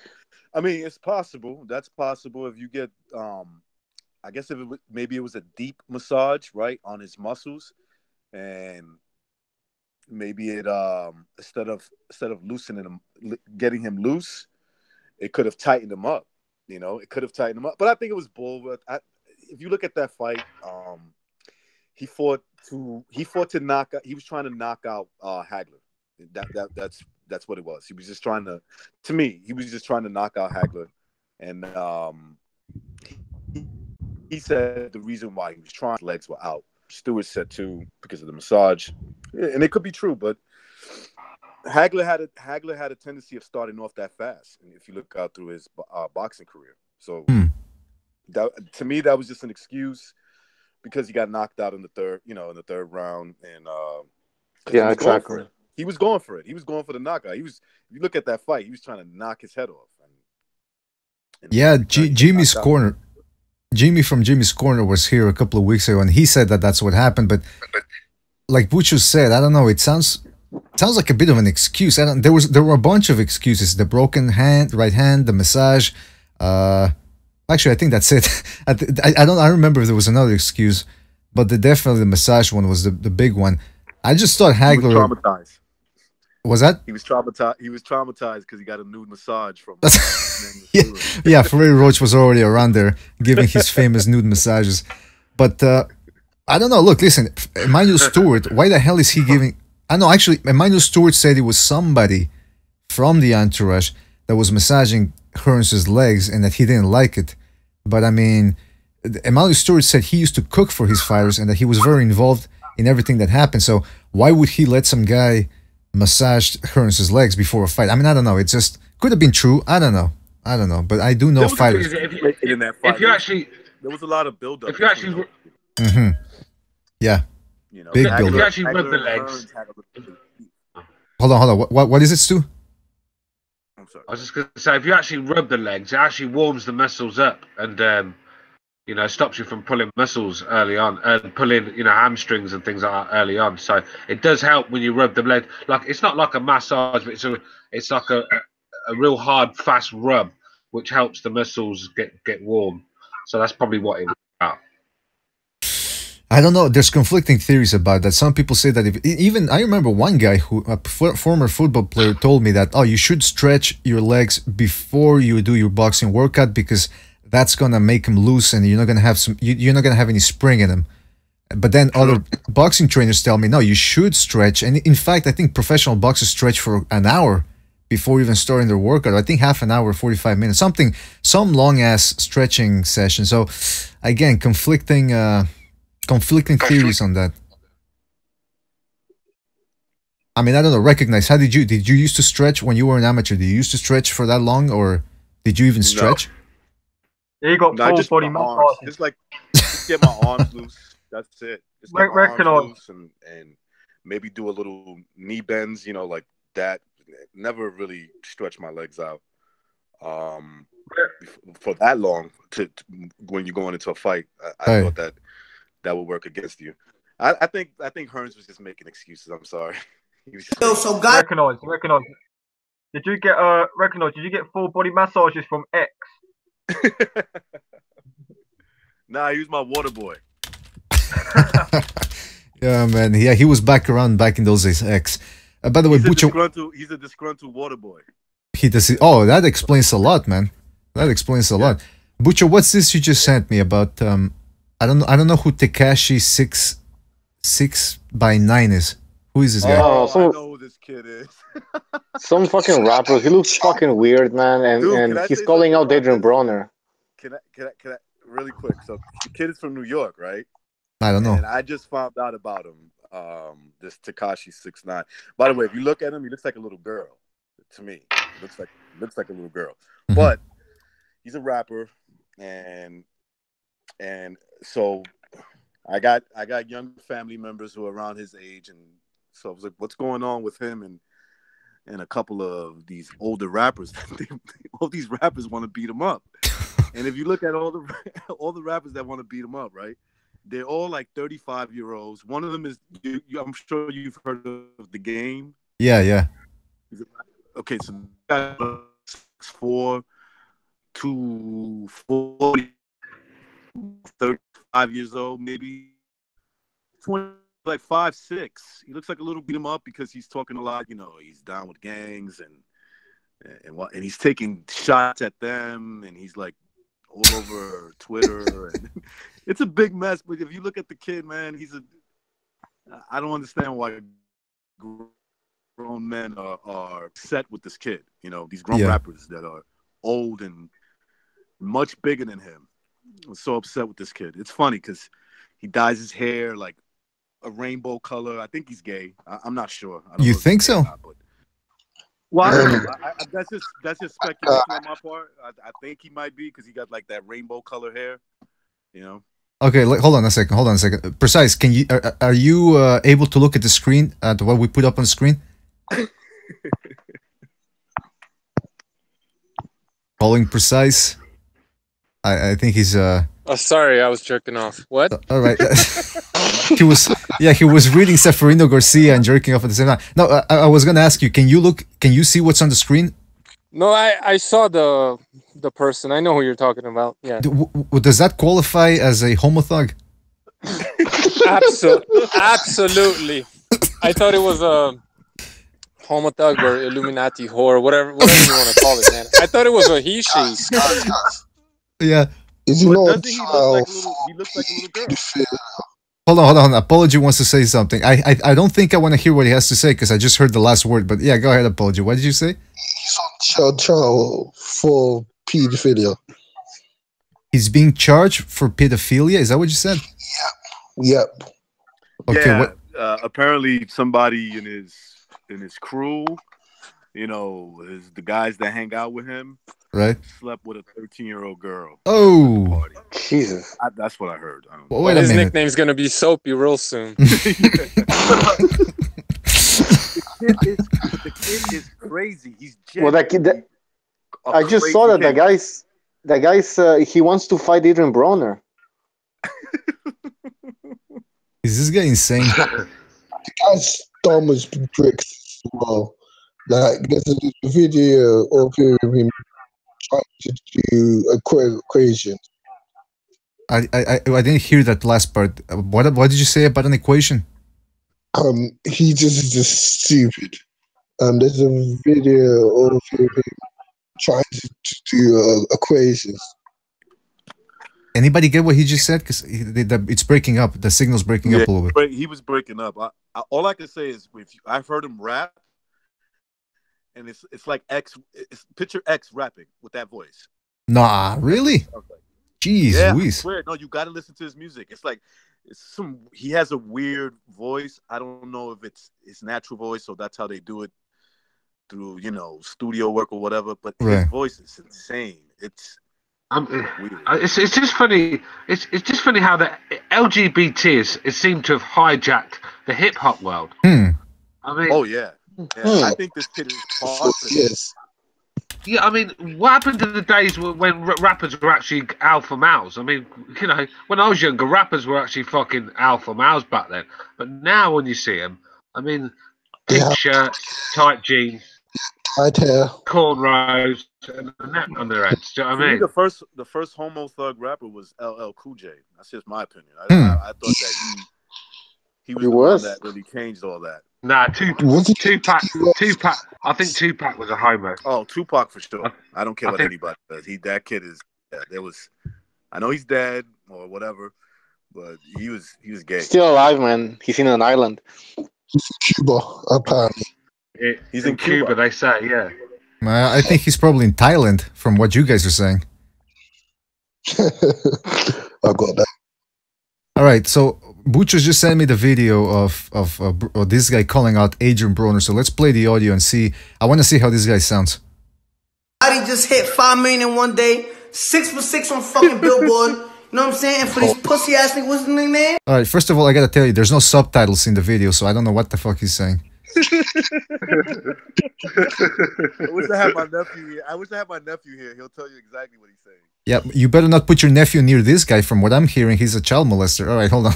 Let's keep continuing what he's saying. No, my nephew will kick that kid's ass. There you go. Adrien fucking Broner. Yo, bro, I got 100K Saturday. You lose the fight. 100 fucking K, man. Fuck it, man. Fucking talking. Okay, so he's throwing. He's got 100K in his hands, and he's throwing it on the roof and all over the. And by the way, he's got like a jersey on, a baseball jersey open. You can see his underwear. I think it's higher than the waist of his pants. And his face. Well, I showed you his face. He's got tattoos all over his face. So let's continue this masterpiece of a video. Like, bet that 200. Make it 200, make blood. Make it 200, blood. Make it 200, man. What's he talking about, man? All right, so he's picking the money now that's on the floor. He's picking it up, and he continues to throw up all over the fucking room. And it looks like they're in like an electrician's room or something. You know, like a boiler room in an apartment building or something. This nigga talking about blood. That's De La Hoya's basement.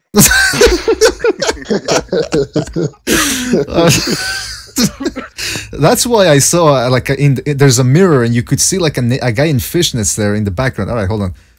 Man, what you talking about, man? It's new money, man. It's new money, blood. Fucking New York, blood. New money, man. It's my city, Earth King, New York. What you talking about, blood? Make it. What? We making it 200K? Yeah, man. He gonna get knocked out, blood. That's why Mayweather don't fuck with you, blood. You know what I'm saying? Huh? We got enough money. Fucking clown, nigga. And you better check in when you come to Brooklyn, nigga. All right, this guy's got a face full of tattoos, and he's calling somebody a clown. If anybody the looks funny thing is, they might be right. Broner might get fucking knocked out, man. He sounds like a typical New York hick. That's what he sounds like to me. What the hell's a New York hick? Yeah, well, right there, what you're listening to. Exactly what they sound like. You know what? That's what I love about this show is you learn a bunch of new terms. Homothug, New York hick. Who comes up with this shit? All right, hold on. It's almost over. Let's finish this video. Or maybe I think it's just a minute of the same thing. Ain't better check in, blood. Money team shit, right? Huh? Keep the shit, blood. We got 20K on this shit, man. Put 200K. Matter of fact, match my 3, nigga. Match my fucking 3, nigga. King of New York shit, blood. Talking about, man. Fuck niggas talking about, man. All right, this guy. What's his ethnicity? Because he looks like he doesn't look Puerto Rican. He's Puerto Rican and Mexican. So let me ask you something. You're from New York. I don't know. I think he's a nigga. Well, people are gonna start calling precise. What's that? I mean, listen. I'm triggered. Yeah, Apology Man says he's triggered. Oh no, the N word. Well, hold on. I'm gonna have to report your channel now. No, don't you? I think didn't he just tell you that that's what he is? Yeah, that's what the guy just said. So if he's saying it, what's the I big think. deal? Now here's the thing. Can he say it though? Can he say that word? That's what I was going to ask. The rule is. Well, no, look, I could tell because I've been filled in. All right, I've been filled in by my nephew. Okay, my nephew is around that age group, right? Mm-hmm. So he was telling me that they don't like him.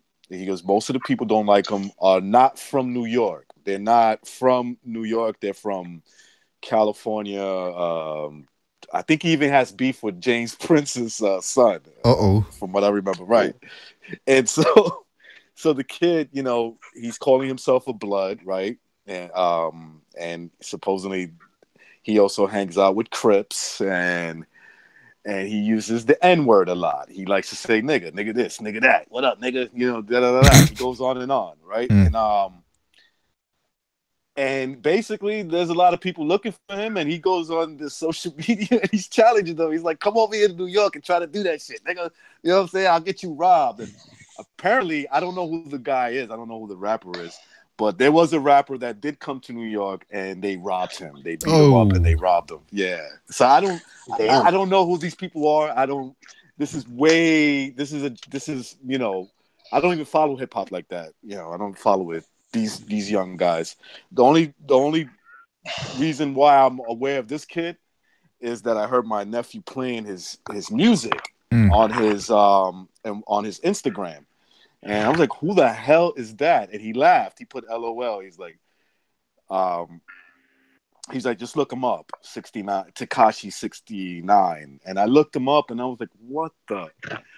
His music, if you could do it, if you could play the music, just to hear his voice, you got to hear it, man. It's insane. It's insane how he sounds. Well, listen, guys. Is it like Apology Man? Apology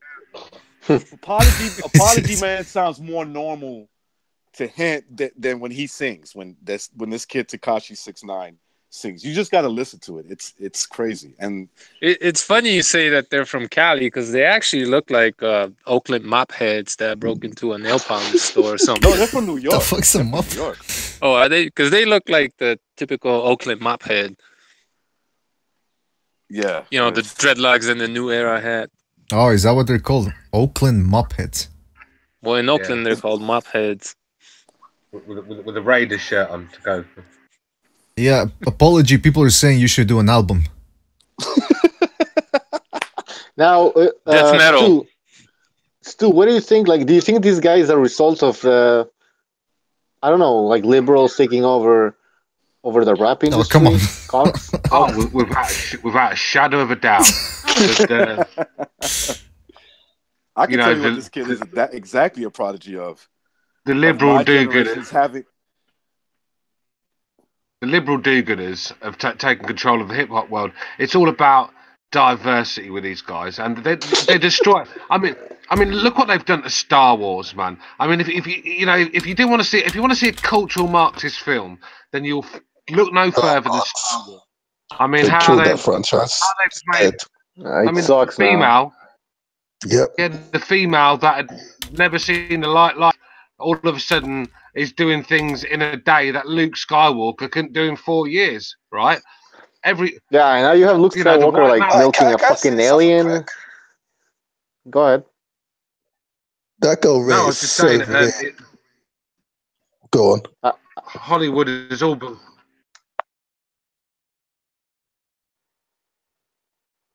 ahead, man. I think he's talking, but he's getting cut off. Hollywood is all about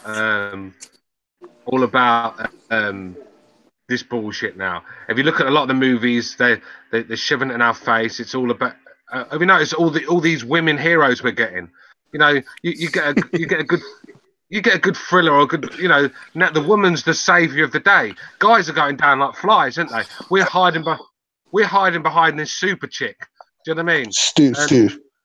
Yeah. Just wait until Infinity War comes out. You'll see like super chicks and men just dropping left, right, center. Yeah. I mean, that's just the way they've done it now. I mean, I don't. Go on. Go ahead, recognize. I think it was Apology that was going to say something. I don't know. I'm not sure. No, I'm done. All right, then I just wanted to say one last thing. Well, last thing I want to say about Tekashi 69. Recognize you said the guy's a blood. Well, I don't know what he is exactly, but right. He's always saying blood, which is it's at least over here in New York, and I'm sure like over the States, California especially, like that's a signal of like when somebody's always saying, you know, blood, I'm a blood. What's up, blood? And right, like the gang. Right, he's down with the gang. I got his music up right now. No, don't play it. Don't play it because I don't think we can play it on the air. Nah, okay, I won't play it. But Yeah. it's when you get the chance, just check it out. It's insane. It's like his voice is weird. I know it's probably normal today, but to me, it's just he's got teeth that are. I guess their fronts they're colorful like his hair. He's insane. I'm pretty sure that's not the only thing that's colorful. And yeah, because I asked the thing about him being a blood because people in the chat room are saying that blood's probably gonna have a little thing called AIDS in the near future from the looks of it. But anyway, look, listen, I don't go for that type of humor. Did you say? Yeah. Oh yeah. He's gonna have AIDS. If he doesn't have it already. Like, where do people come up with this shit? No, I think he is. I mean, look, this kid he looks like he's high every day. AIDS and other STDs. This looks like a walking biohazard. A walking biohazard. Oh man. But like But like hashtag you'll get AIDS. you know, Yeah. that's what he's. Was that Stu? I was just saying, I can't because I haven't looked at. So I'm not looking at the screen. I can't, I can't see what he looks like. So, what does he look like? Is he like a little mini cutter or something? I'll send you a picture. It's like as if Whitney Houston and George Clinton had a baby. Whitney Houston and George Clinton. Mixed with Miguel Cotto. And he dresses like a clown. He's dressed like a clown. Let's just put. He looks like a clown, man. I'm like an actual fucking clown. He's got colorful clothing. Ah, shit! Everybody fell off again. This is insane. Absolutely insane. I'm gonna look this up right now. People. Sorry about that. Yeah, no, it's not just you. It's it happens to you, to Bucho, to Apology, to Precise. Yeah, I don't know why. Who's I think missing? it started happening ever since we started getting like more than 4 or 5 people on the show. I don't know if that's true, man, because we used to have. There were times when we had full houses, and I don't know. I don't know what it could be. But anyway, look. It does. It's never happened. It's never kicked me or Stu off the show, which is weird. And it never kicks you off either. That's what I'm saying. It kicks everybody off except me and Stu every single time. Maybe it's an American thing. You know? Yeah, maybe it's an American. Well, I'm Britain, sir. Maybe my signal's better than yours after all. Oh, maybe that's true. That's a good point. No, your signal is a parasitic one. Fucking us all up. Yeah, he's fucking. Leave my signal alone. It's not my signal. Yo, look, I'm sorry, man. I'm fascinated by this kid. You sounded. I recognise seriously now. You sound like a fucking Justin Bieber fan. You sound. No, it's just that it's weird how they love his music. I mean, he's got. I'm looking at some of his views. 175 million, 63 million, 119 million, and all the titles of the song is weird. It's like Gumbo, Coda, Billy. I'm getting a really strong demonic vibe from this. Oh man, are you serious, man? Demonic. Yeah, I mean, are you? Yeah, me too. Fucking Damien. Apparently, people are saying that he's. Check your Skypes too. I sent you the picture. Yeah, smoke some. I think it's called blunt. Smoke some in the chat room saying his father is Puerto Rican, his mom is Mexican. So yeah, the guy's the devil essentially. Basically, with that combination, that's it's a crazy mix within itself. So hey, he would have made a hell of a boxer, man. Puerto Rico, Mexico, come on. Oh yeah. But look at it. Look at this kid. Look how he's shaved. He's like fat. He's a fat little guy. I mean, he's fat. That's a terrible combination. Still waiting for this picture to fucking load up, man. He is. That's the thing. If you're gonna be walking around with your shirt open, look at the fucking. I think Stu just got the image of him. Yeah, he just did. Hey, listen. I'll tell you what. You should see him half Can you hear me, guys? Yeah, we can hear you. He's fine. Kill it. Hey, kill it before it lays eggs. Burn it, dude. He's just, to me, he's a product of my generation, like having kids way too early. Yeah, that's it. That's what I'm looking at. Or having kids. He looks like he's the leader of the fucking the female branch of the Mexican cartel, man. Yeah, he looks like a Did chola. you guys hear? Speaking of the Mexican cartel, not to hijack the thread, but Canelo's supposedly involved with some with the cartel somehow, one way or another. One of his photographers or something was providing hookers for the cartel or some shit like that, man. I wouldn't be surprised. He's got a different bitch. He's got a bitch after every. He's got a different bitch after every fight, man. Canelo, you see him in these fucking pictures, man. Same pictures. Them Mexican chicks, they love Canelo, man. They fucking love that guy. That's his entire fan base. Yeah. He's like De La Hoya a bit, no? De La Hoya also had a huge female fan base, man. I remember. Exactly. Got Anthony Joshua, man. Like, you should see a large variety of Anthony Joshua's fans. Yeah, I bet you that kid is getting a lot of tail out there. Oh yeah. That happened. All the girls were just on him, constantly talking about him. Every girl that I've seen, man, since he's kind of been in sport, he's kind of been a big name. Every girl that spoke to me about him, it's a fucking joke. Now, hold on a second. I want to get back to this whole Canelo cartel thing. So, essentially, what was it? He's supplying women to the cartels? It was his photographer, some guy that's been seen with Canelo a lot and's done a lot of photo shoots for him. He's also one of them. You know how some of those photographers are. You know, I'll make you famous, baby, and then they pimp them out. Oh yeah. Apparently, that same guy's been has been providing those types of services to the cartel, and he's like one of Canelo's buddies. Right. Canelo's going your Adonis Stevenson route, by it looks like. Yeah, but that's the thing. I mean, Canelo doesn't really need help, right? If he wants to pull some tail. And I don't think the cartel... Or are you saying the cartels were being provided these girls not just to... Jeez, again? People fell off the conversation again. My goodness gracious. All right, you know what?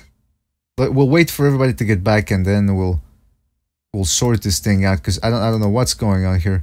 Butcher, we got to get this sorted out. What's the question? Yeah, the question was, so essentially he's supplying prostitutes, right? Like they turn them into prostitutes or just to fuck them once?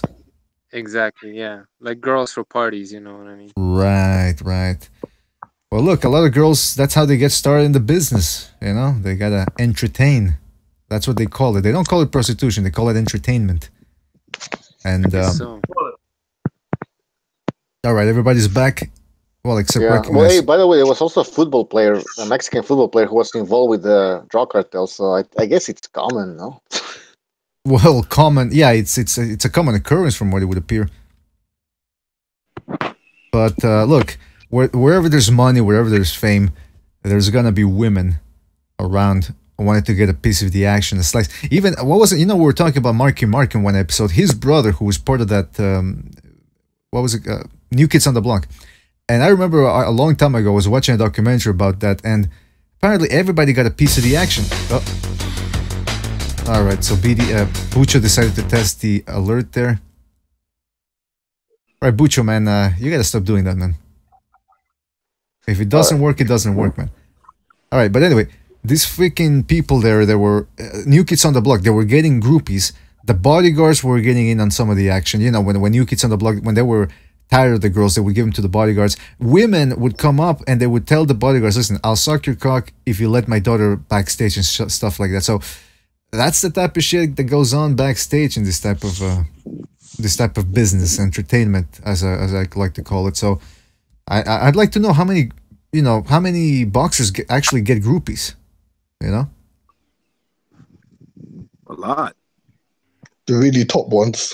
Yeah, the really top ones. You have to be a top one. You can't Mark just... Murray, apparently. Did Magic Johnson have a lot of groupies? Oh, yeah. Oh, fuck. Well, I think what situation he's in. Yep. Yeah, apparently he had these pool parties, and they had I think they had a rating. Like if you were under an 8 in terms of looks, you weren't allowed. They had a velvet rope, I think. For the pool parties. Not the comb test? Uh-oh. The comb test? Whoa. Tell us more. Nobody knows what the comb test is. What is it? Is that for the crabs?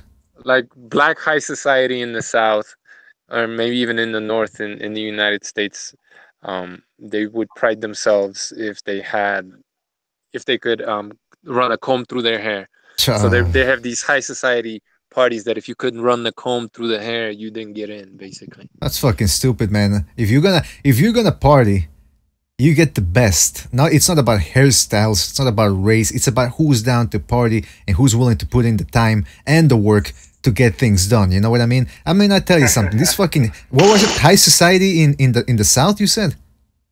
Yeah. This not. I thought they partied better down there in the South. I thought they knew what they were doing. That's disgusting. It's kind of what it reminded me of when you said that, the comb test. Well, when you said comb test, I thought you meant like they were testing for crabs or something. Like if you had crabs, you weren't in. But I suppose that's another thing. That's nowadays, yeah. Right. But yeah, Magic Johnson, he went through the gauntlet, man. He was. Yeah, I mean, how do you think they got AIDS in California? That's true. Yeah. By the way, it's no longer a felony. Was that? Oh, it's always the gays. Always blaming the gays for everything. AIDS doesn't exist, last I heard. Wait, yeah, that's what. There's a theory out there that says by the government. Well, there's two theories, right? There's one that says that AIDS isn't a real thing, and that's why some people sometimes they get tested and it comes up, and sometimes they get tested a second time and it doesn't come up. And then there's a theory that Apology just threw out, which is that some people say that it does exist, but it was created by some sort of shadow government or whatever in the laboratory. So, I mean, I don't know, man. It just seems weird that it came out of nowhere, or apparently came out of nowhere. And weren't they calling it ass cancer back in the 80s? Ass cancer. You know something, and I can only speak for myself and some other people maybe. Yeah, please do.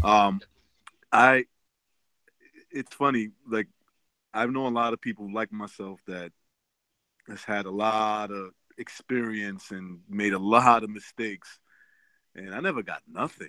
I was about to say the same thing, man. I'm not even playing. Damn thing, nothing. And I mean, whoa, yeah. And in high school, they would always scare you, right? Like strap it up, you know, because it's one in 3 teenagers, blah blah blah. And I was just like, you know. Well, you guys are older. To me, the only thing that ever happened has only increased. So when you guys were younger, they weren't as prevalent as they are now. Maybe so. Yeah. Apology, man. I'm gonna tell you, this was 5-10 years ago before I was a married man, a different man now. I was doing the same thing, man. I mean, it was a lot of times that I took some risk, yeah. And damn it, man. All right. Well, once everybody comes back on, I'll say something. Yeah. I mean, when I was younger, right? When I was younger, AIDS wasn't really, like you said, it was associated with homosexuals. AIDS was like a gay disease. He's got AIDS, he must take up the ass. Do you know what I mean? That's, no one thought of it as that's how it was, because Freddie Mercury got it, and the way he deteriorated. You know, now these days they've got like medication that you can live years with HIV, AIDS sort of thing. But this, the way Freddie Mercury got it, he deteriorated in like months. He lost all the weight, he looked really ill. And I think that's what I remember about AIDS when it first came out. It's like a big star like Freddie Mercury got it, and he was obviously a homosexual himself, so it was always associated with homosexuals. All right, so Hank, is Recognize back? All right, Recognize. All right, Recognize. Sorry about that. It's not just you. It's not just you.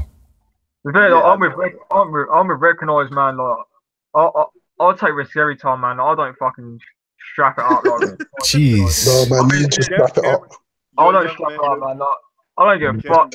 Like, I mean, like, it depends. It is, mate. Know what I'm saying? I mean, I took a risk with some real slag that had a real bad reputation, and that's the one I thought I had AIDS for about 2 years after that. Because I was like,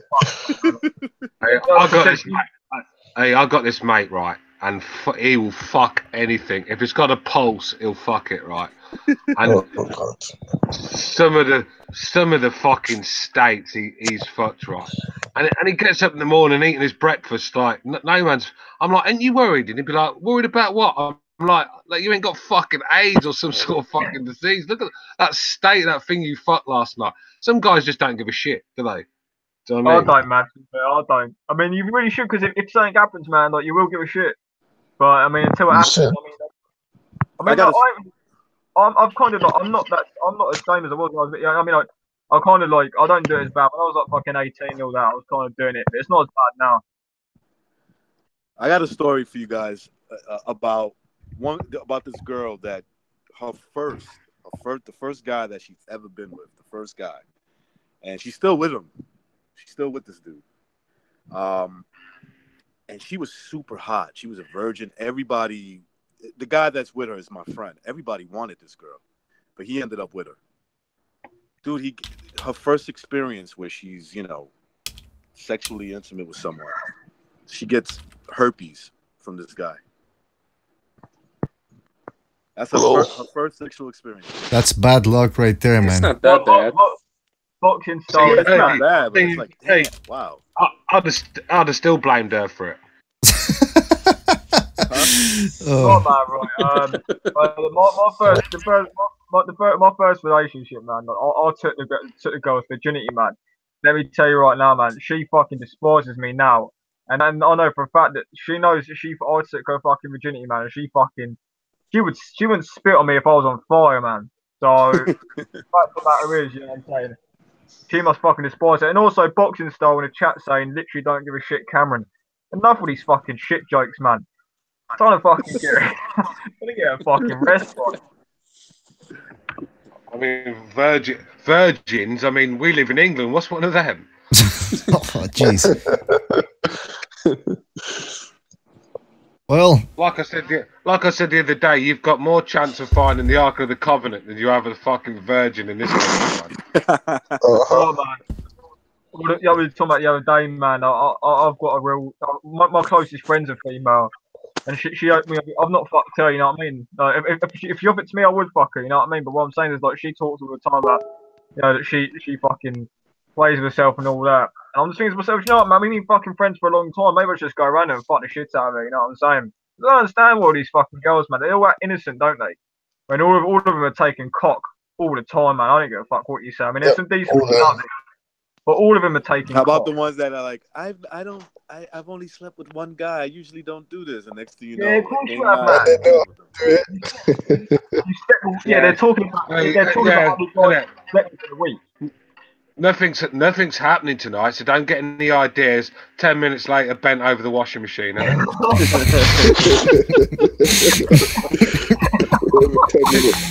There's something about you. Yeah, right. I'm sure. You know what, man? Yeah. My last one, man, I was talking to, man.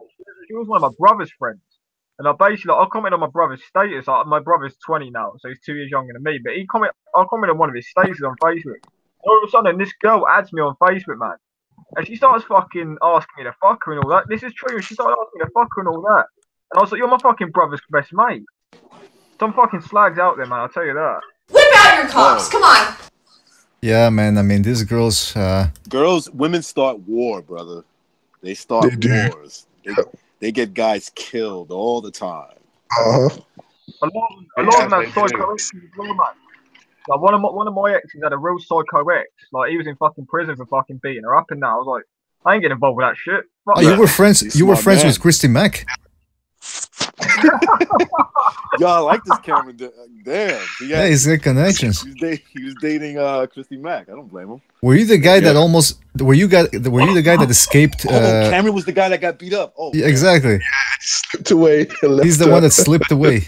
We're gonna call you Slippery Pete from now on because you slipped away. I'm trying to get man. I'm trying to get War Machine out of prison, man. That guy is in. Hey, Cameron's the sort of guy, isn't it? That when his mate and his girlfriend split up, Cameron's there, you know, for a shoulder to cry on to the girlfriend, isn't it? Yeah. Imagine it, innit? Just kind of, don't worry about it, love. He weren't right for you anyway.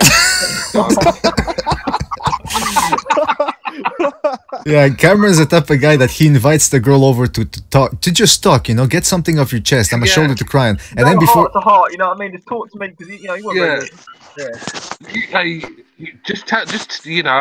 just tell me and I'll get back to him and I'll try and sort things out. But first, come and sit down. You don't mind. You don't mind if I put my hand on your leg, do you? Yeah, he's a. Relax. I'll give you a massage. Yeah. Cool. It's getting hot in here, isn't it? Yeah. He turns up the heat. He turns up the heat. I've got some respect for my friends. Obviously, it depends how hot the girl is. Your girl's friends, come on. Yeah. Why is there newspaper on the floor? Women love me. What you don't know don't hurt you. You know what I'm saying? Yeah, Cameron. Cameron's the sort of man at a wedding, he'd still bang the bride in the toilets, wouldn't he? Yeah, Cameron's furniture is covered in plastic. Every ounce of his furniture, his couch, his dinner table, everything's covered in plastic. Cameron, why is everything covered in plastic? Don't worry. Guy that will hook you up with a girl, and you'll ask him, "Listen, Cameron, be honest with me. Did you sleep well?" He's like, "No, I didn't sleep well. I mean, she sucked my dick, but that's about it." Exactly. Yeah, that doesn't count. I did not have sexual relationships with that woman. Yeah. He pulls a Bill Clinton. Well, what do you define? What do you mean by sexual? It's changed me as a man. I can tell you that. When it comes to sex, man, it's changed me big time. I don't know if that's a good thing. I'm a changed man. That's what you tell. That's what you tell your ex-girlfriends too, right? No, I changed. I'm not the same. Do you know what, man? Do you know what, man? Like, this girl, I said to this girl a few weeks ago, I'm still talking to her now. I said to her, I was like, I'm not like other guys, man. She goes, every guy says that. And I'm like, yeah, but I'm really not. She goes, what do you mean by that? I was just like, well, you're gonna have to find out, ain't you? You know what?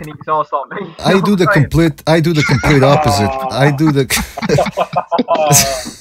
boxing style. Boxing style says, bring in the black light. Yeah, you gotta bring in a black light, man. That's what I'm saying, man. Like, I can back it up, man. Like, I know that. I mean, I do admit, I can be a cunt. You know what I'm saying? But what do you mean you can be a cunt? You are a cunt. So, Cameron, I'll give you a bit of advice here, right?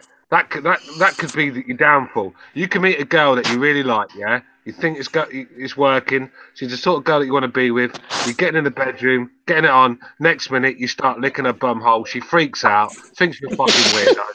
She'll have It's like, what are you doing? What are you doing? It'll be a Christy Mac War Machine version too, but I'll be the one getting beat up, not the fucking female. Don't be afraid. I almost got beat up one time. I dumped this chick back in high school, and the next day she's got a new boyfriend, and he's trying to kick my ass for hurting her feelings. And I'm like, dude, shouldn't you be grateful to me for dumping her ass? Like, what's going on here? Wow, that's why he was suppressing this girl. First, crazy, man. This pissed me off. Why? Just why? It's not worth it. Cameron, every time, man. Like, obviously, since I've been on this podcast, Stu's been obviously being one of them. It was apology you said the other day.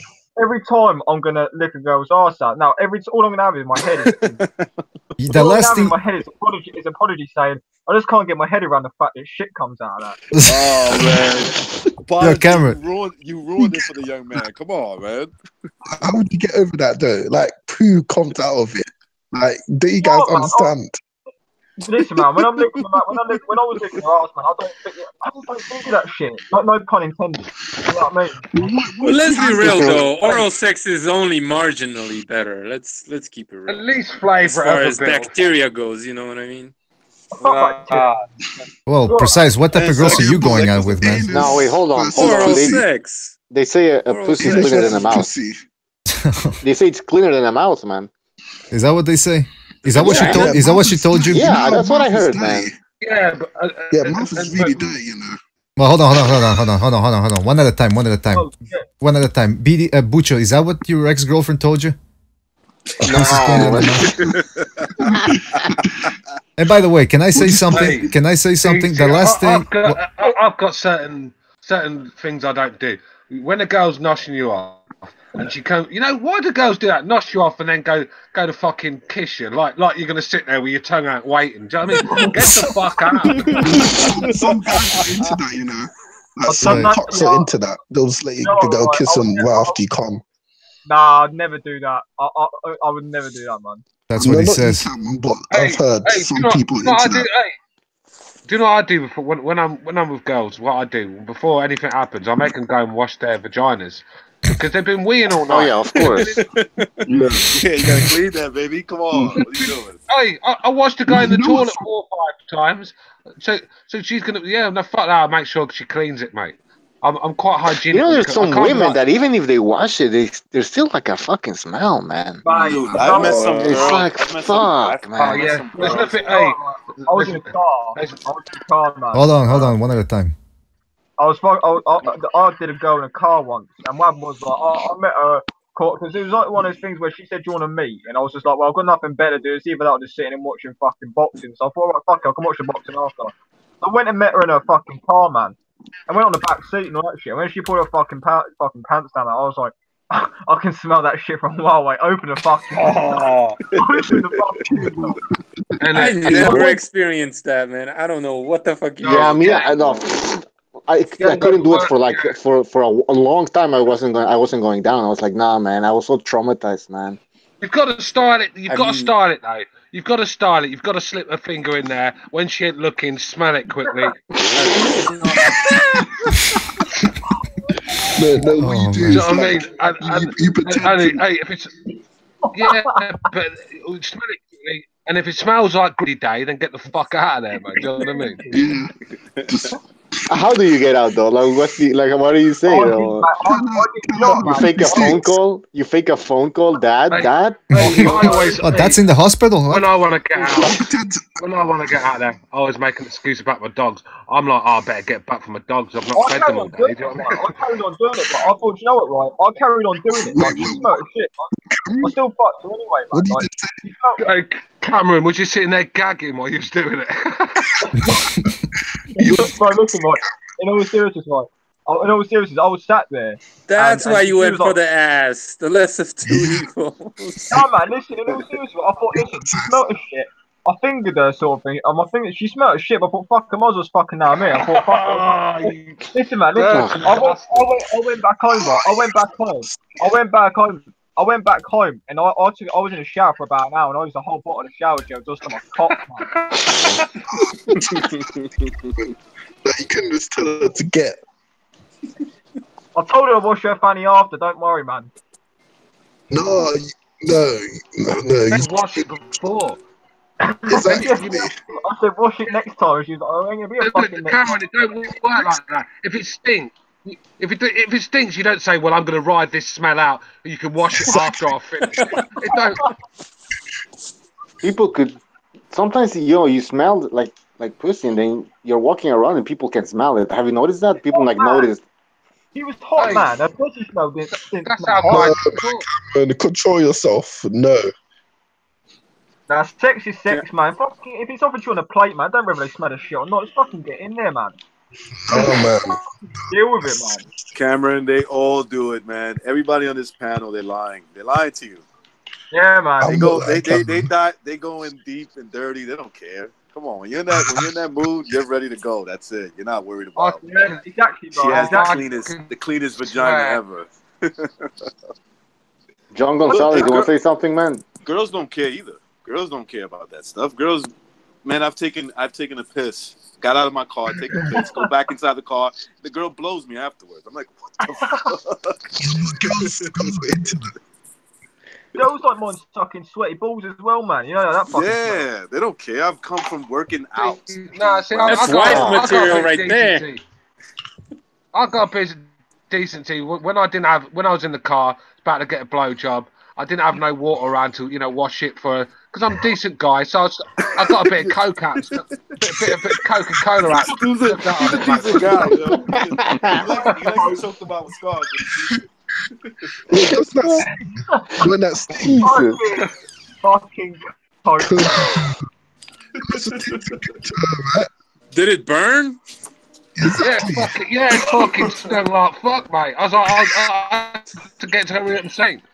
Steve, did you answer how it tastes afterwards? I was thinking about. I suppose it's like a large Coca-Cola, really, isn't it? I was finger blasting a girl on the beach on holiday once, one of my exes, and I was finger blasting on the beach, man. And at the end of it, we could see it was a fucking load of sand inside of her, man. It was a fucking joke. Yes, man. I was like, look, I ain't putting my cock in there, man. I ain't fucking ripped to shreds like a fucking cheese grate. You know what I mean? It's like fucking sandpaper, man. Yeah, man. Cameron. Yeah. Cameron. Are you the sort of guy that if you're sleeping with a girl and she comes on a period as you're sleeping with you, carry on? I still fuck my ex at a period loads of times, man. No word of a lie, man. No word of a lie, man. That's what condoms are for, Stu. Come on. I fucked a girl on a period, man. My ex was like, I never used those. Or not? My ex was like, do you want to do it or not? I was like, don't give a fuck, man. I was getting a shower afterwards, mate. No, Cameron, you stop. You stopped straight away. Nah, man, fuck. The fastest guy. Cam was the fastest guy I ever met. Worst part about it that when she's on her period and you fuck her and when it's all dark and then you wake up in the morning you see all that blood, you go like, fuck, did I just fucking kill her, man? Wait, what? You guys have sex on the period? What is wrong with you guys? Oh, come on, man. Jesus Christ. No, she was on top of me, man. I was fucking covered, man. I had to fucking shower after. Oh, God. Are you Muslim, Apology? Are you Muslim or Jewish or something? I haven't figured Apology. Sex before marriage. Apology. Sex before marriage, isn't it? What's that sound, man? Sounds like someone's looking to that right now. Yo, recognize. What the hell are you doing, man? Oh, I'm sorry. I'm making chocolate milk. No, I am. I'm making some chocolate milk. I apologize. Recognize. I think he's got a chef. He's doing a fucking chef show on YouTube as he's doing this hangout as well. Everybody's dropped off. I mean, BDA's gone. I don't know what the fuck. BDA's probably in fucking shock, man. Who's that on the chat anyway, man? No, yeah, man, I don't want to go back. Dude, I was laughing so much, I just hung up on my. You guys. We're talking about pussy and stuff, and this guy's making chocolate milk, man. I want to confirm something. I don't even want to look in the chat right now, the comments, but I will confirm something, right? Yeah, I did fucking go on a fucking period, but the thing is, right? Disgusting. You know when you're in that frame of mind, man. You just don't give a fuck about anything. Right? If I'm fucking covered in it, man, I fucking shower after, man. Where's your guys' basic hygiene? Like, come on. Every fucking morning I'm in the shower, man. Dude, listen, man, it doesn't. Listen, I have come from situations where I got into, a fight. There was blood on my face, and the girl that I was hanging out with had to get into a fight, and she was bleeding. Fucking just like that. Oh God! Like a movie or something. We didn't even care. We didn't even care. It was like, hey, fuck it.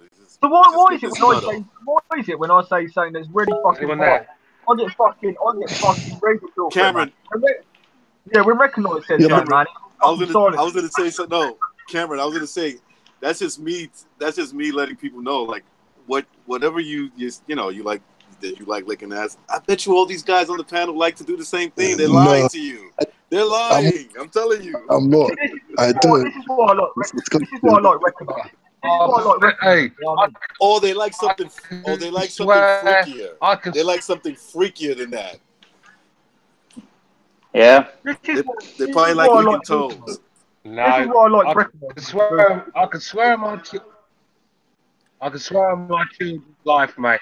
I've never ever been in bed with a girl and thought, right, it's that time when I lick her bumhole. It's just never crossed my mind. Never will. That's why Steve's the man. That's Steve's the main guy on the podcast. Recognise, this is why I like you, bro, because you keep it real, man. I mean, you're not too afraid to open up, admit your feelings towards all this shit. You know what I'm saying? Like we're in this together, man. You know what I'm saying? He's my main guy, right? Everybody on the panel has a certain type of fetish that they might think is a little too freaky to admit. That's just the truth. I'll start it. Go ahead. Never mind. I'll do it. I don't know if I want to hear this. Go ahead. Look, I loved my previous girlfriend to the max. That's why I licked her butthole even when she came out of the restroom. I don't care. No, I'm not playing around. This is a real man. That's commitment. The whole world gone crazy! No, I don't wipe her. That's an insult to her. I missed it. You're joking, man. No, I'm not joking. Look, it tastes a little irony, like a little metallic, but I mean, you get it. Are you still drinking your chocolate milk, man? Yeah, I'm still drinking my chocolate milk. Hey, what? Like, this is what you gotta do. I want to know why you're tasting metals. I mean, I love the girl. She's why are you tasting metals in your mouth when you're doing that? I just taste metallic. What happened? You probably jacked up your immune system or something. Yeah, John, you know what? This is another thing too. Like, this is why I like having John on the show, because John's like another version of me. This is why I like having him on the show. John, you should come on here more often, man. Because I appreciate your opinion, man. You come on here. Like, you're both sick, John, that's why. Become a regular on this guy, man. Oh, God. John needs to become a regular. That was my. He really does not. Rennie is only one slicker in here. Every time we get into this discussion, man. Every time we get into this, man, John comes on the show and backs me. You know what I'm saying? And recognises, well, I'm not in this alone. You know what I'm saying? Everybody recognises. Everybody's got their weird fetishes, man. And mine just happens to be eating fucking ass. All right, Cammy. I think you won't back me up on this. How about it? Be proud. I think you won't back me up with this. So I'm in love with my girlfriend, so I do that, or my ex. So I lick her ass, whatever. I don't give a shit. Yeah, pretty shit. You know what, bro? You know the real shit. You know what I'm saying? No pun intended. You know what I'm saying? Go ahead, John. Let the man finish. Go ahead, John. What are you going to say? All right, so I'm totally just into her. Like, I want everything and anything from her. All right, we get it. So I have the bright idea of one day of laying down on the ground, putting a towel under me, make sure no one walks in my room. God. I tell her, just squat over my chest and let it go. And so this is the fucking reason this country's going down the drain. You're the fucking reason this country's going down the drain. Number two. Only one. I had a feeling this was No, only one. Good question. Hey, bro, as long as you don't suck dick, bro, you're cool with me. Yeah. Never True story, man. True story. Like one of my friends, man. He's worse than me. Like he made this girl choke so much during a blowjob, man. She fucking spewed on him, man. He didn't fucking. Did he continue afterwards? He continued, didn't he? No, she continued sucking him off. That's the thing. Oh, fucking hell. Disgusting. Somehow I get the feeling that Cameron and his boys are the kind of guys that these girls' moms and dad don't want they don't want their daughters to hook up with. Yeah, exactly. Every time a girl every time a girl introduced me to their parents, I'm like, listen, man, you're not what your daughter. This is not what you wanted your daughter to grow up to be. All right, listen. If hold on a second. This is Listen, guys. We gotta end this. Sweet innocent little to us in a week, man. We gotta end this shit. We can't end on a higher note than what John Gonzalez just brought to the table. I think John just hit a home run here. He hit a home run, and it's intro time right there, man. Just done that. Can someone please sort me out a new intro, man? I've said so much shit over the last few weeks. All right. I'll do it. I've still got this BS steroids in the chin crap. Oh, there's gonna be a lot more for you. Let me tell you that much, Mr. Booty Hole. But listen, we're gonna get to other stuff later on. Hopefully, a little boxing at the end of the next hour. I don't know why this always turns into a. It always turns into a. This is better to talk about than fucking Garrett Hurd. It's too exposed for the general. Yeah, but no camera. Renaissance. I have the second Renaissance. Next show, we're gonna be talking about artificial intelligence. So is that what it is? Just letting you know. Apologies are closed grip when it comes to this sort of thing. He enjoys kind of listening back to our fetishes and all that. So. All right. Because I know you fucking guys. You'd crawl over your dying mother to fuck your sister. Yeah, that's the vibe I'm getting from a lot of you guys here. Letting yourself get shit on. Come on, that's a sign of disrespect right there, man, John. That is a sign of disrespect. But anyway, we're gonna get you and slap your face. John and recognise I've got a proposition. I'll host a party. I'll pay for you 2 flights. You'll come over here. We'll get some bitches going. All of us three, man. It'll be a fucking cracking party, man. Have some body bags ready. Jeez, Louise. I mean, I gotta tell you something. This is conversation. Eating chocolate cake out of a bartender's vagina is like nothing compared to some of you guys been Jeez, Louise. Precise, you thought you were partying, right? Fuck no, man. I ain't shit. Yeah, this guy. This younger generation is way more advanced than we are. You know what? Precise said something on the last show that is very true, and I respect a lot. And to everybody who's on the panel and who's in the chat that hasn't tried any of this shit, don't knock it until you fucking tried it. All right. Well, there you go. Listen, I thought Cameron wanted to stop talking about this, but he went into overdrive in this episode. It seems like maybe your fetish is to talk about ass eating in public. I don't know. But look, guys. I'm not the one getting shat on my chest, man. Let's just put it out there. Oh, okay. So now it's. Yeah, who's getting shit on their chest? That's gross. Fuck that. All right. Listen, guys. Wait. That's your way. All right, listen, I gotta end this, all right? We gotta end this.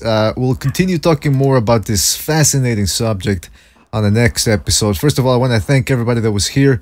Stu, Recognize, Precise, John, who came in here with that Adam. He set up a warhead in this one at the end of the episode.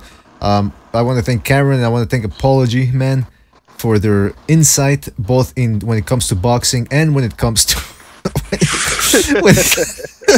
when it comes to everything else. Guys, you make this show what it is. Gotta give a shout out. Hang on a minute, man. Hang on a minute. Listen, I need to fucking say X is in the fucking chat right in his mouth. You fucking ducked me last night, bro.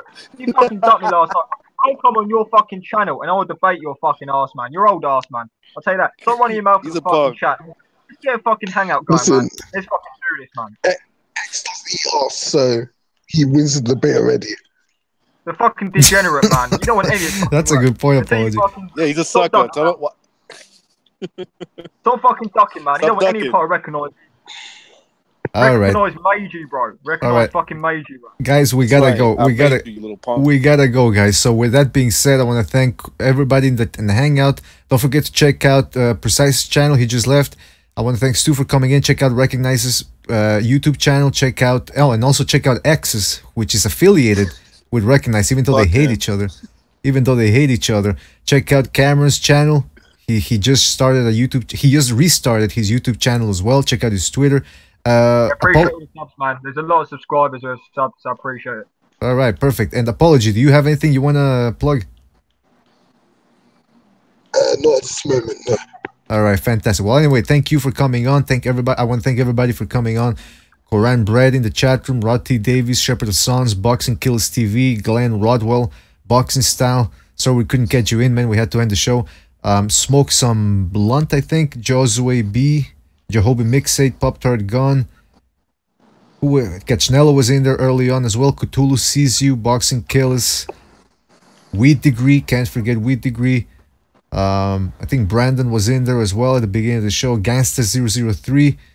You guys, Chris Gonzalez, Fam Ollie, X was in the chat room as well. Mark Stokes. Anyway, guys, you know who you are. You make this show what it is. We got the best crowd, the best audience, and the best panelists. In my honest opinion, I don't know what Butcher thinks, but thank you for joining us on this one. We're gonna definitely do another one because there's a lot to cover, man. We didn't even get to talk about Broner Vargas, Carl Frampton versus Donaire.